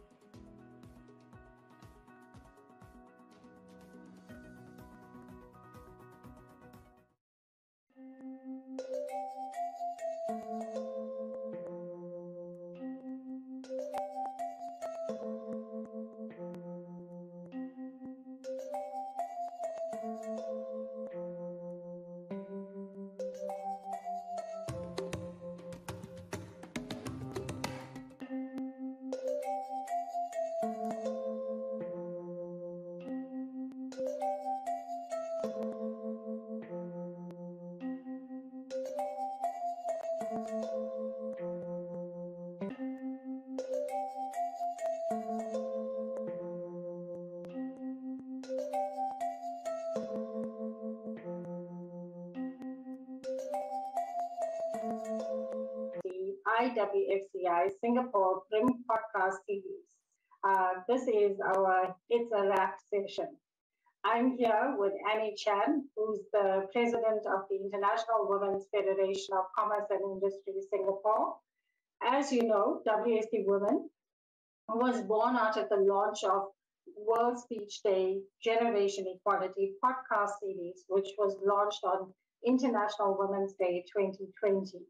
In keeping with World Speech Day Women's commitment to invest in media produced by women, we have been running the series, which is the second series of podcasts, and it has been taking place since May 2021, culminating with the fourth part in February 2022.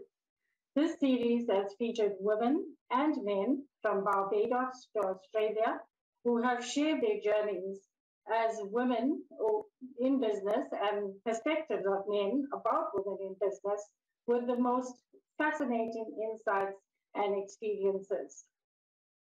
I would like to start by thanking you, Annie, for your willingness to join forces with WSD Women and to align our vision and mission to empower women through our efforts, more specifically in empowering women in the economic sphere. Welcome, Annie. Let's begin with you telling us about IWFCI, or the International Women's Federation of Commerce and Industry, and then IWFCI Singapore.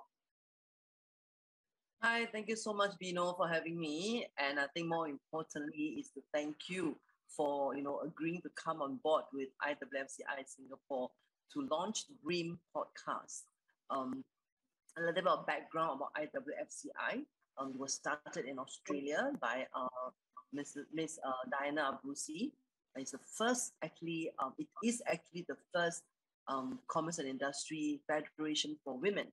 All right, so it's been around since 1996, and Singapore is actually the first chapter out of Australia. So Singapore started in 2007. So this is already like our 15, 16 year in Singapore. Wow. Right. So the focus of the federation is really to help women in business scale their business, seek collaboration with fellow women in business.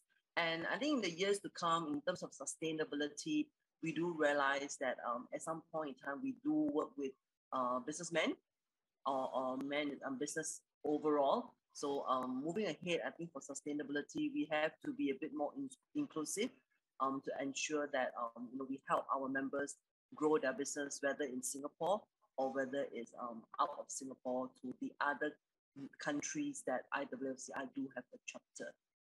Right. And there's 14 countries, am I correct? With an IWFCI presence. Yes, yes. Okay. So so this is so in Singapore, IWFCI has been around for like I think 15, 16 years. And I like to see us as what we call like a little boutique sort of trade association, because there are many trade associations here in Singapore for women in business. And we are all serving that group of business women, right? So we like to think it as like, we are like a little boutique association whereby, we sit down with you, we like to know what is your business and how can we help you.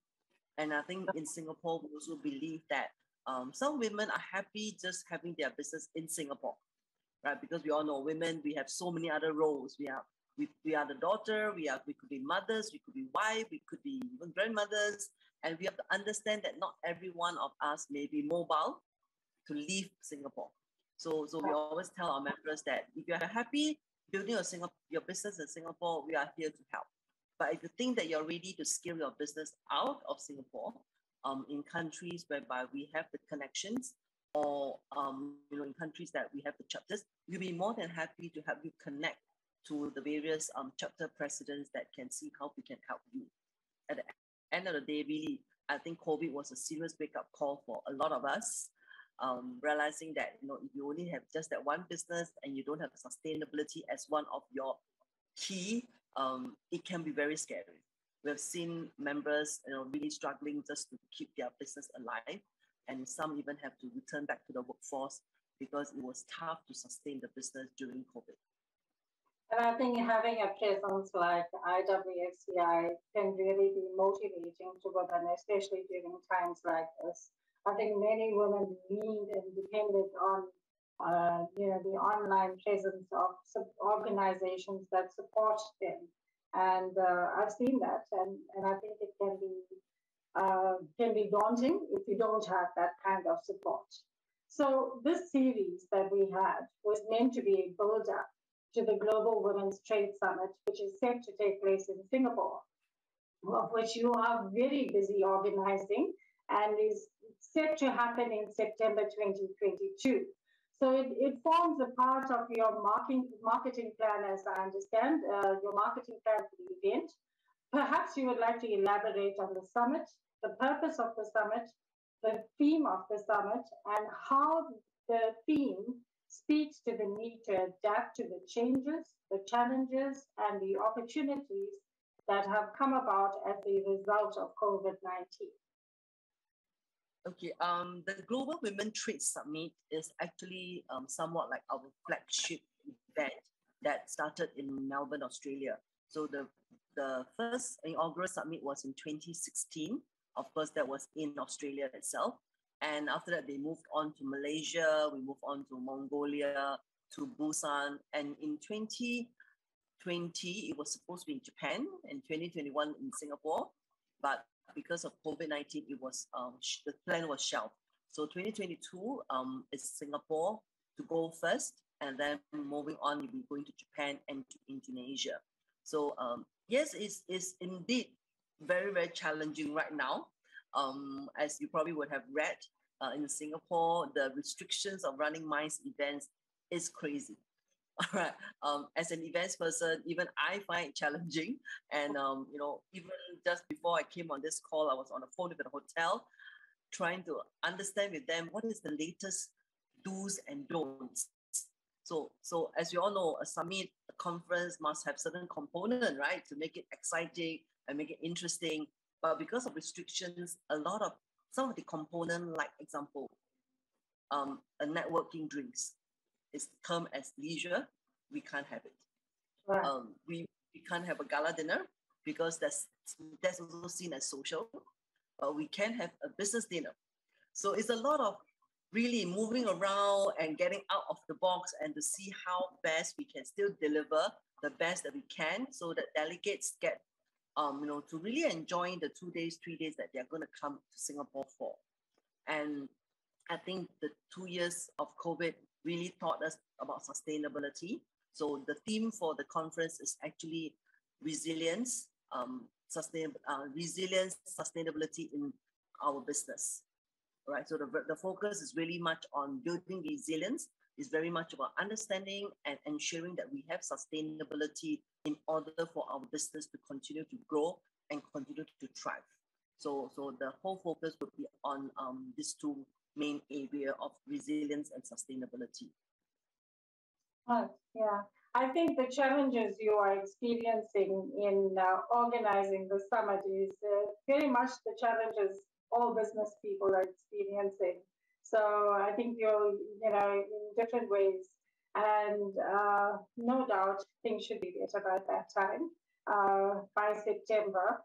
But Annie, I just want to say, I think that this initiative that we have taken on with the podcast series epitomizes the power of collaboration and the possibilities that can emerge from a willingness to explore new and different ways of doing things. You and I did that. We pivoted during COVID and we found other ways, to keep the momentum in what we wanted to have going. And we found this as a good way to do it. It started off for me with the Generation Equality podcast series. I met you through the podcast, that very same podcast series when you introduced me to Diana, and look at what emerged from that. And to take that even further, we have our chapter starting here in South Africa. We are in the process of setting up, and that's where we've come. So I hope, businesswomen, budding businesswomen can take something out of that.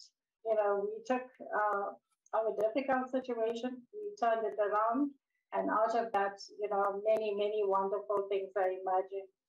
I just want to say thank you once again. I wish you everything of the best with the preparation for the Global Women's Trade Summit, and I hope to see you there. Thank you, Annie. Thank you so much. And just keep logged into our website, and our Facebook. We'll be sending out much more information when we have it. I mean, like venue date is confirmed for 21st to 22nd of September. All right, just that now we're trying to pin down the location. And once the location is pinned down, we will then be able to announce all the necessary things such as the ticket price and so on and so forth, and all the restrictions about how to come into Singapore. All that would then be shared, progressively as we lead up to the conference itself. Okay. So thank you so much. I think. Would you like to share your social media handles? It's just IWMCI Singapore. Okay. All right. Facebook page. Yeah, our Facebook page is just IWMCI Singapore. And I say a very big thank you to Vino yourself, World Speech Day Women. And I'm very, very so happy that we managed to now have a South Africa chapter. All right, so really look forward to seeing you, because normally at the summit itself, that's where Diana would appoint all the new presidents. So hope to see you here in Singapore to officially sign your appointment letter. All right, and then you can officially kick off the South Africa chapter. Sure. I look forward to it, myself and our board members. We do look forward to it. Thank you once again, Annie, and I look forward to all that is to come, and I wish you everything of the best. Thank you so much.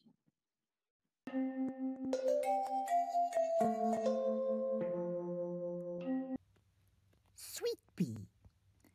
On an icy morning, a sweet pea said, "Hello." I asked him where he's been all year, and he said, "Lying low. I have to bloom when all is dull. It makes me feel so wonderful. I'm glad that you are here to see. I am the sweetest pea." Welcome to an interview with a live poet. That's me. I'm going to interview myself because I have no idea how to talk about myself. What's your name?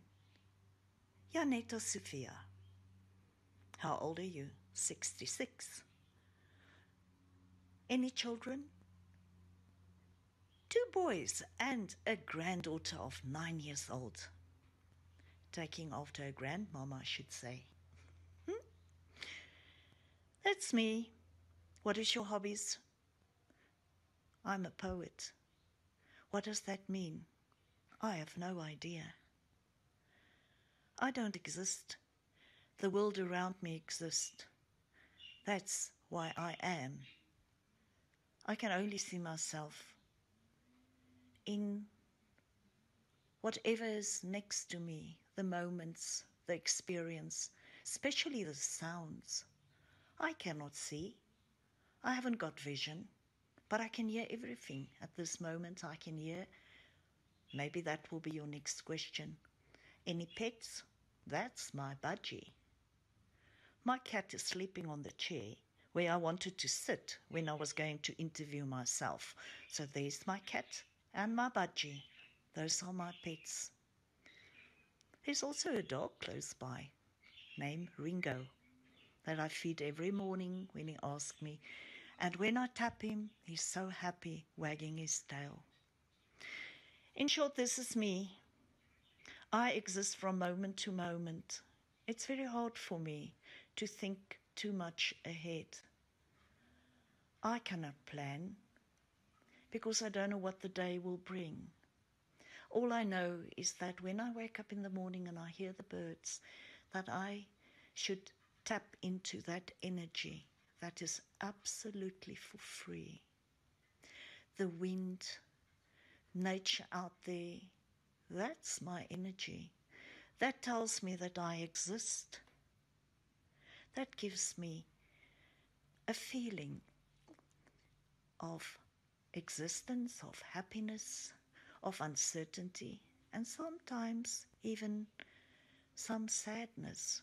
When I listen to the news, I feel sad and I cannot understand why the human race is so concern about what other people think of someone.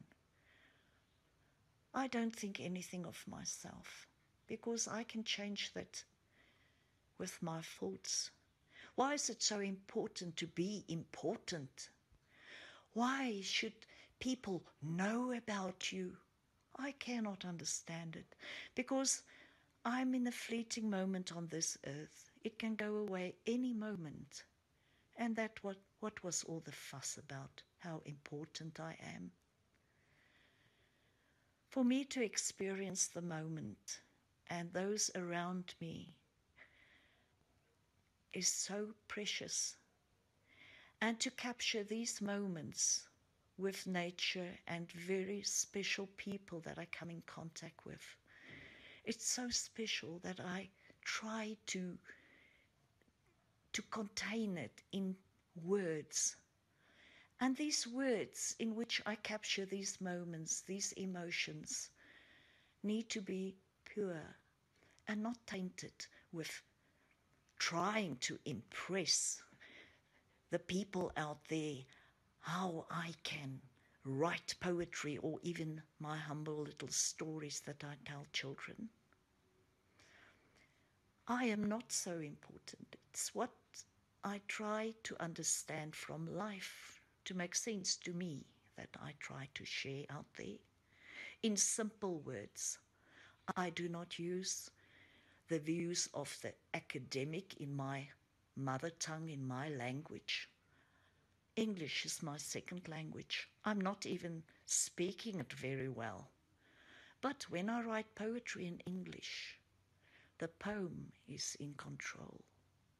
And the poem is so beautiful, even in my second language, that I yield to it. And in so much honesty, I can present this simpleness of explaining an emotion, even in a second language. When I write poetry, I'm so humble. I've said that word a few times, but that's how I look at life. Everything around me are much, much bigger than me. I feel it's my responsibility to share my poetry with whoever wants to read or listen to it out there. And I'm also planning of producing a modern way of sharing my poetry, because I have a responsibility to use the techniques out there, the social media, and I'm working on that. And even if I do not tell the world who wrote these poems, even if I cut off my pseudonym, I don't even want to mention my pseudonym, because it's not important, because it's not about me, it's about the poem. The poem speaks for itself, not me. And even if someone will find a poem that I wrote over all these 30, 40 years, they will find the emotion inside the poem, not about the person. I was asked once, what do I see is poetry? A poem to me is an emotion. I am the poet. I take off all the flesh from this emotion. I scratch off all the details of flesh and human recognition of this emotion until I only have the skeleton of the emotion. When I have the skeleton of an emotion, I put it out there in the world, and then someone who reads the poem can put their own flesh around the emotion.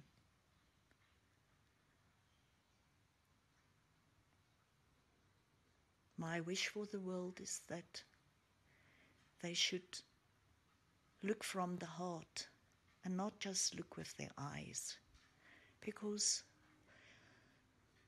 my experience is that people with full sight and full eyesight are so lost out there. They're running in circles because they see too much. When you take away your eyesight, you are limited to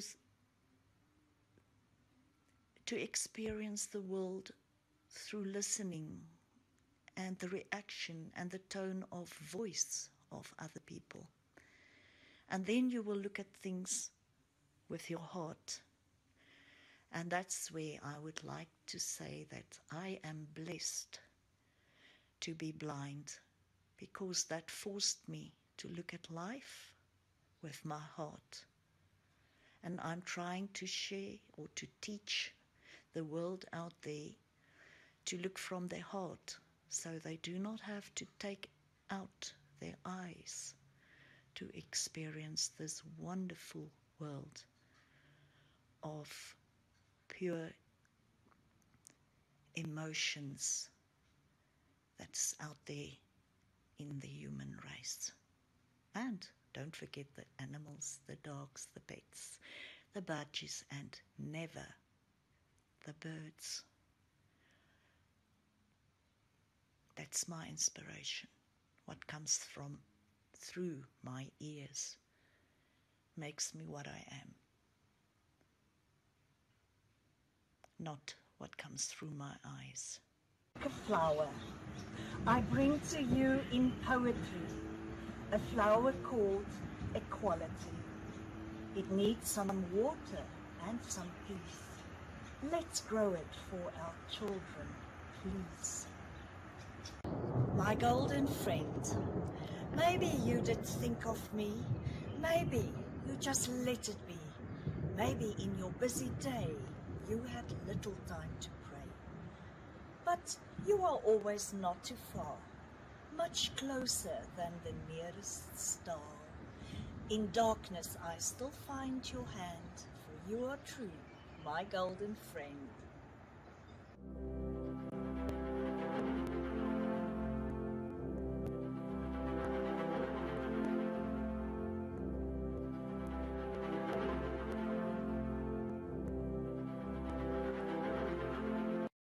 The World Speech Day South Africa SDG Book Club was launched in April 2019, a week after the United Nations launched its book club in Bologna. We launched the book club at the Commpolium Library in Pretoria for the Tshwane Leadership Foundation Homework Center Youth. Tshwane Leadership Foundation is a non-profit organization that serves vulnerable communities in the city center of Pretoria. Once a month, we held an SDG book club session where we would go and read to the children at the center. Our focus has been on the United Nations Sustainable Development Goals because we wanted to promote active citizenship among the children and to make them understand from a very young age that they too can play a pivotal role in helping generate an awareness of the Sustainable Development Goals and even contributing towards the realization of these goals. We put emphasis on the goals pertaining to women. Preceding the 16 days of activism, we focused on SDGs 5 and 10. We highlighted people like Malala Yousafzai and Greta Thunberg, who have demonstrated how using your voice can help effect global change. My name is Nurvita, a World Speech Day South Africa SDG Book Club champion and the founder of FICCIFlo Foundation. Through this partnership between WSD South Africa and FICCIFlo Foundation, we focus on growing the SDG Book Club in underprivileged areas by working with the Education Department, as well as other organizations such as Morena Children's Village. The National Lotteries Commission is a donor of World Speech Day South Africa, and through its funding, we are able to pursue our book club activities, such as the purchasing of books that are recommended by the United Nations. Since the lockdown, we have moved our book club activities online. We upload pre-recorded videos where Pillay gives an explanation of the Sustainable Development Goals and one of the WSD SDG Book Club champions reads a recommended book. Volunteers are an essential part of our book club. They are the driving force and the biggest donors and advocates of what the SDG Book Club aims to achieve. We recognize and hugely appreciate all the WSD champions. We joined forces with Swanee Leadership Foundation on their We See Her campaign. As part of the campaign, we gave young people the opportunity to give speeches on gender equality and reduced inequality. We have since been able to form a partnership with Lilli. We also form part of the African chapter of the United Nations Sustainable Development Goals Book Club. And this, through World Speech Day, is an opportunity in which we seek to promote gender equality and empower young girls. Hello, my name is Lilli. My new harmony is to work hard to achieve my goals, my business plan in short-term goals, and my new harmony for humanity is to help those who are in need. My name is Ikebana. My harmony for me is to see myself being successful, independent, being a business owner, giving people an opportunity for job creation. And again, my harmony for humanitarian is to see myself running an NGO for drug addicts and also a victim empowerment center for women and at-risk children. Good evening, everyone. My name is Penelope Machaza. A new harmony for me is to have peace, because peace is the highest happiness, and to be a businesswoman creating job opportunities for those who are not working. A new harmony for humanity is to encounter one another and extend a hand of friendship. My name is Pleasure Matamato. A new harmony for me is peace and happiness, and to start my own bakery and help people that are not working to find jobs. My name is Bulele Dlamini, and my new harmony for me will be fight your battles with pray. And I would love to see myself in 5 years owning my beauty brand and providing a skincare product is what I would like to see myself in 5 years. And for me is to have a peace, because peace is the highest happiness. And I see the God, and I see a beautiful businesswoman. The harmony I have is to be able to make a change in my community and the people around me. My harmony for humanity is to be able to be remembered as a humble person and caring, and being able to be making a change for younger people just like me. What's your vision for your future? My vision for my future is to be able to start a needlework school. 5 years from now, I want to be able to have my own swimming school for unemployed people in South Africa. Hi, my name is Commpolium. A new harmony for me is to have peace, because peace is the highest happiness. And a new harmony for humanity is to encourage people to start their own businesses and stand up for themselves and love themselves. Hi everyone, my name is Patricia. My new harmony is I have grown spiritual, and I want to be a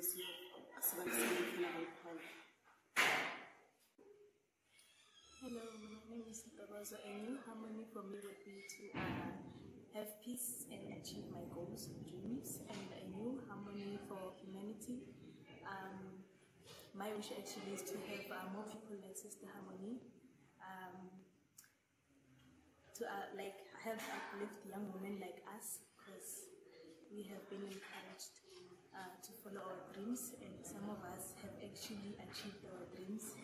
So, yeah. Hi, my name is Miss Reddy. My vision is to open my own foundation dealing with GBV, and the other vision that I have is for me to serve the Perissos. The reason why I chose this is because I want to empower other women outside there and create job opportunities and leave a legacy. My name is Haruna. My new harmony is to build people, to empower people, to make people to grow, and I want business to empower people, those ones that can't afford to.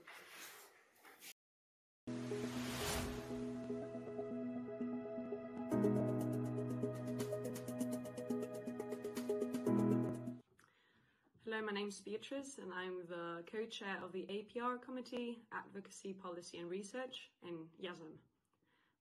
When talking about gender within the work of Janzen, first thing that comes to mind is, of course, our mandate. What is our mission? Which is, of course, combating the root causes of human trafficking and modern slavery at every intersectionality. When we talk about intersectionality, we refer to our sunray model, which is composed of different areas, different domains to tackle one same issue, which is ending human trafficking and modern slavery. One of those intersectionalities is, of course, gender. That is inevitable. We also have other ones like conflict, climate change, political issues, but we definitely have to have gender in there. And from my humble personal experience, gender is, even in that sunray model, cross-functional and cross-domain in itself, which means that to a certain extent, it will also influence the other intersectionalities. If there are human beings involved, there is gender involved, as we are all part of a social construct, social hierarchies, social structures, which are based on gender roles, gender stereotypes. So if we deal with human beings, this is going to be inevitable.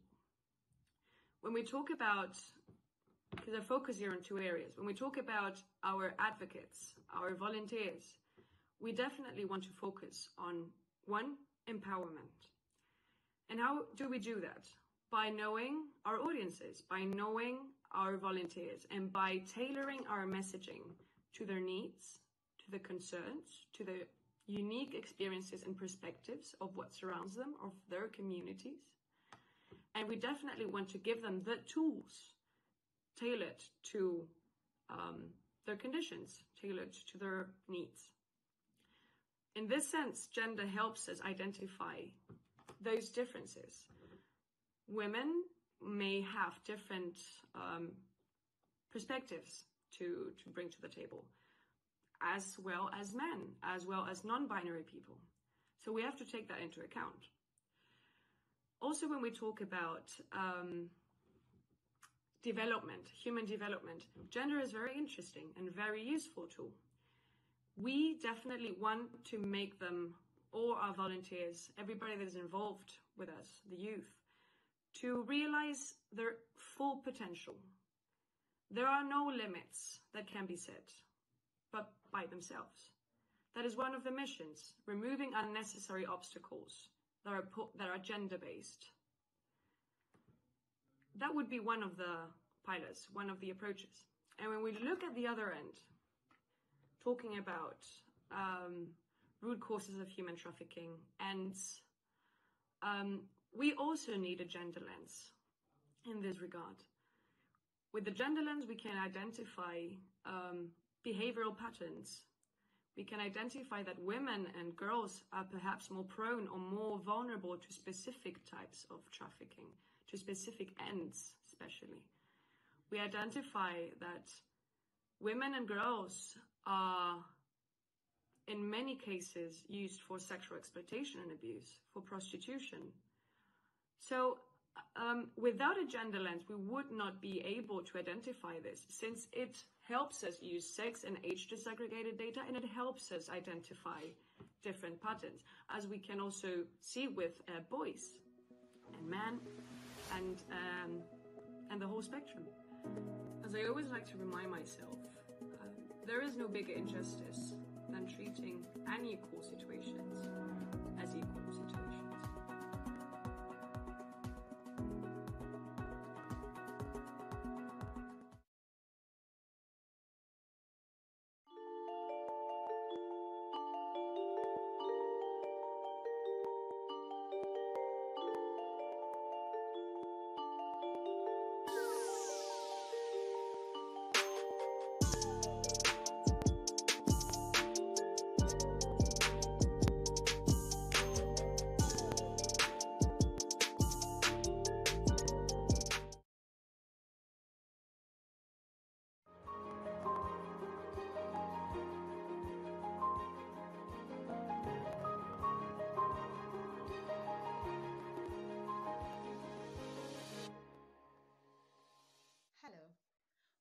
is Naima Isaseli, co-chair Advocacy Policy Research Committee of the Youth Against Slavery Movement, YASM.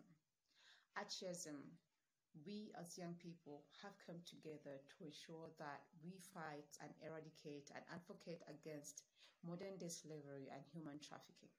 Statistically, 71% of girls and women are affected by modern-day slavery and human trafficking. One of the causes that lead to this is because of the gender imbalance and inequality and inequity that women face.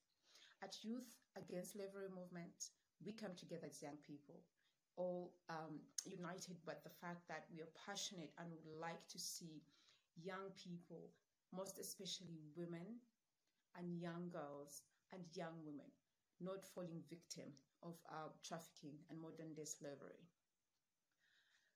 In Africa currently, we have noticed, specifically with my country in Uganda, we've noticed many girls, going abroad to seek greener pastures and work. And in so doing, there is exploitation of labor. However, we have seen our girls being mostly affected by abuse, sex trafficking, and exploitation because they're women. This is not right, and we need the government to do better. And we need to address the issues in relation to modern-day slavery that also curtails forced marriage, exploitation, sex exploitation, to mention but a few. We can never address modern slavery in isolation. We need to tackle the issues in regards or through the SDGs, and also ensuring eliminating all forms of violence against women and girls in public and private spaces. The unpaid labor that women are forced to do, we need to do better and ensure that women are paid. When it comes to equality and equity, we need to put up principles and policies that favor and promote gender equality and equity. That is the only way women can become survivors and champion violence against them. As a young woman and a feminist lawyer, it is my biggest cry to the world, to my government and all women out there. We need to be each other's keepers. We need to set our ground straight. We need to ensure that people hear our voices, and we have to ask for what we deserve. On that note, the only way we can battle gender inequality and gender inequity is by us standing together, united together, and ensuring that we ask and seek for what we deserve as women. We need to ensure that modern-day slavery does not disproportionately affect us. We shouldn't be exploited because we are women. And also culture. People at home need to do better to their girl children. We need to ensure that there is equality and equity between your girl child and the boy child. Culture is made by people. Culture does not make people. We need to do better as women.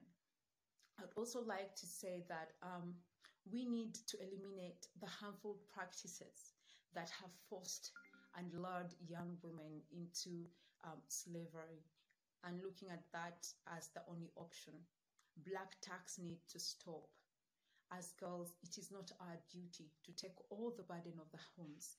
It is not mandated to us, and the boy child shouldn't be left free to live their lives. We need to also live our lives, and we need to be respected as human beings. That is the only way we can survive as girls. This International Women Day, we need to do away with the bias, and we need to respect, protect, and ensure that the girl child lives her life the way she deserves. Thank you.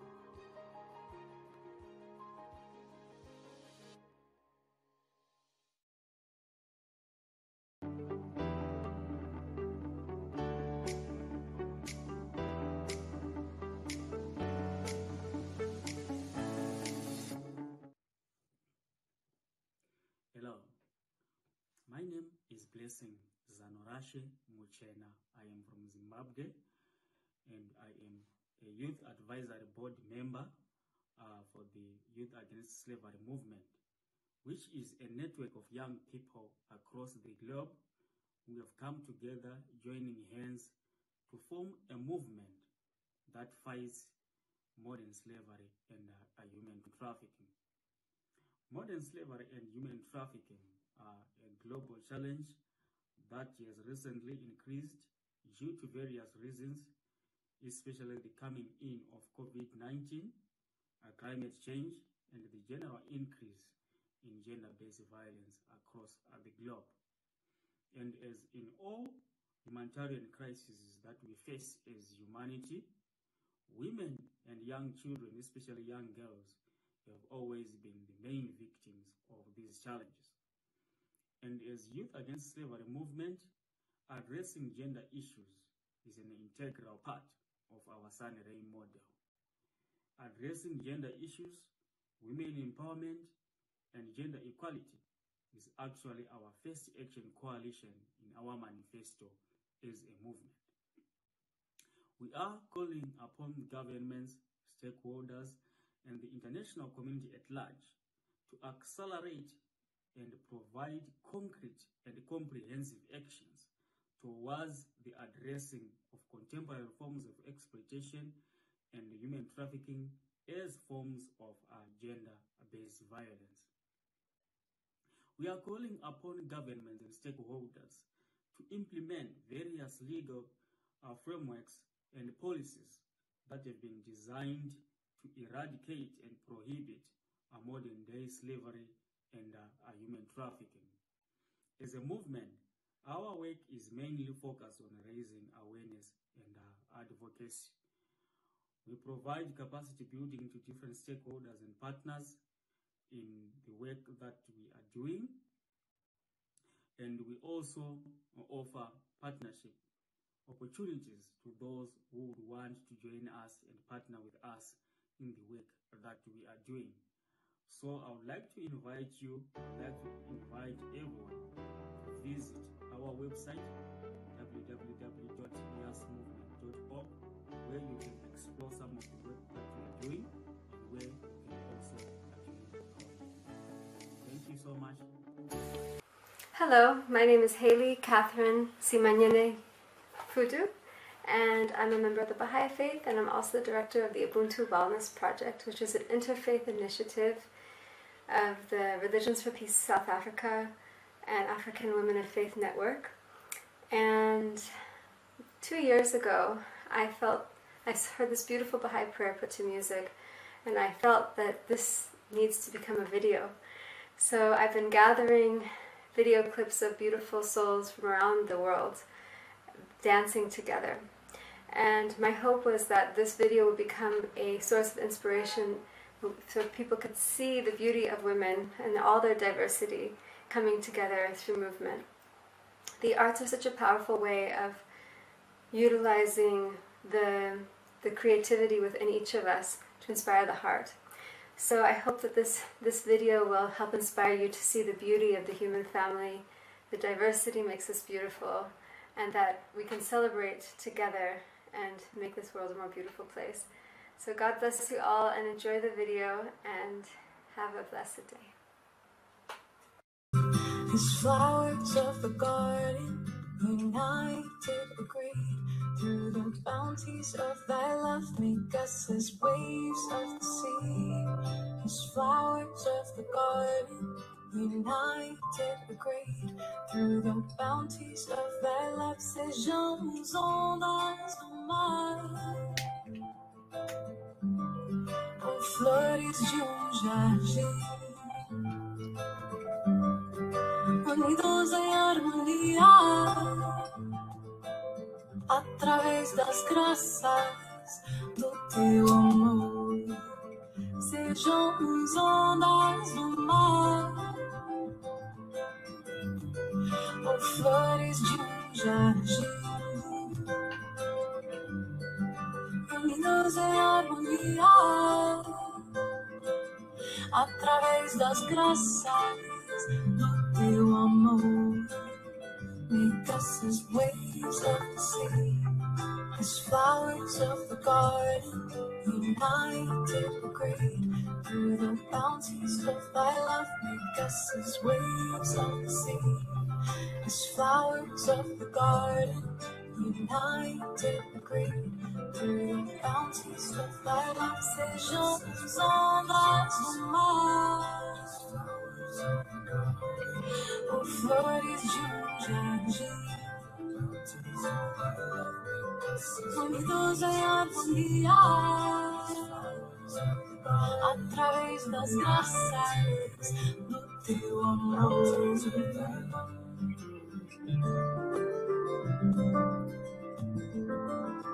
Make us His ways,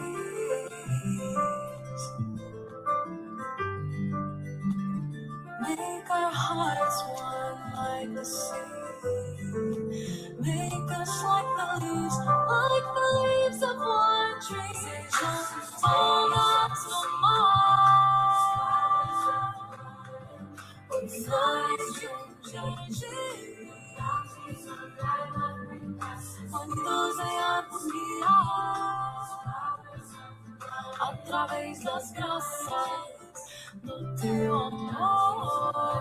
Sejam ondas do flores de jardim,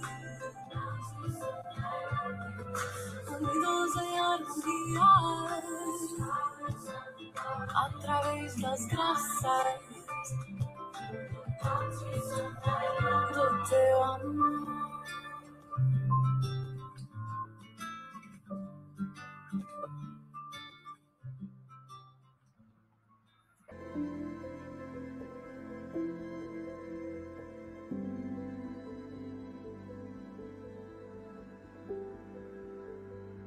Now that we've come to the end of the program, I would like to take this opportunity to thank everyone who has made this possible.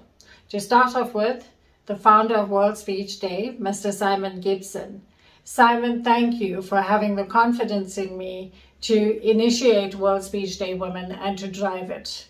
I'd like to thank the World Speech Day Global Advisory Board, and in particular, Ms. Rhonda Bowen, who has been committed and dedicated to WSD Women from the get-go, and who has been a part of every initiative. I appreciate you, Rhonda, and I'm so glad that you are a part of it. I'd like to thank the World Speech Day South Africa Board, in particular, Mr. David Raats, Mr. Michael Shackleton, Mr. Meyudan Pillay, and Ms. Spumelele Glungwane.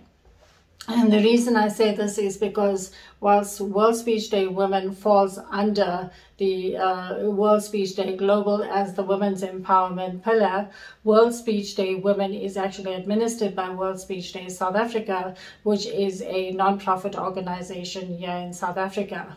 I'd like to thank the National Lotteries Commission, which is the main donor for World Speech Day Women here in South Africa, and World Speech Day South Africa promotes youth empowerment through World Speech Day South Africa and promotes women's empowerment through World Speech Day Women. So a huge thank you to the National Lotteries Commission for making it possible to do our work.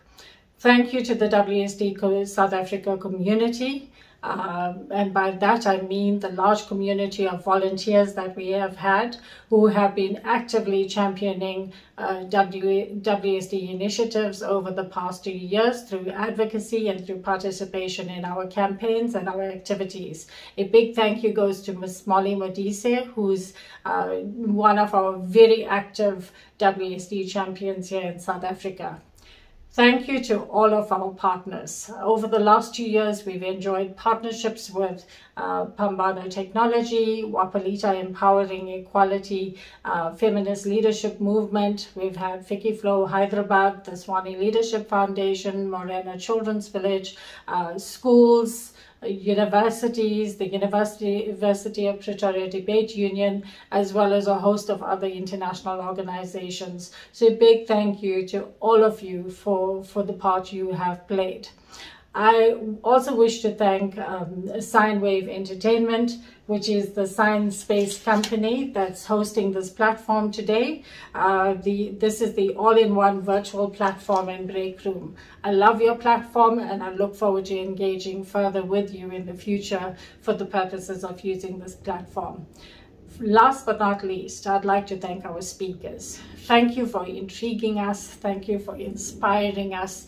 And thank you to many of you, like Ms. Rekha Reddy, who has been there for all of our podcasts, our podcasts and on several other occasions.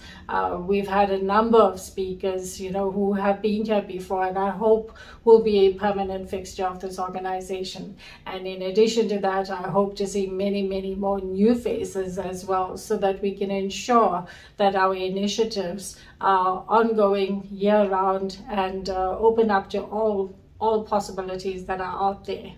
Going forward, I'd like to invite you to engage in our World Speech Day, an annual global event that's taking place on the 15th of March. We have a number of speakers throughout the world who have lots of thoughts and ideas on our theme, which is a new harmony.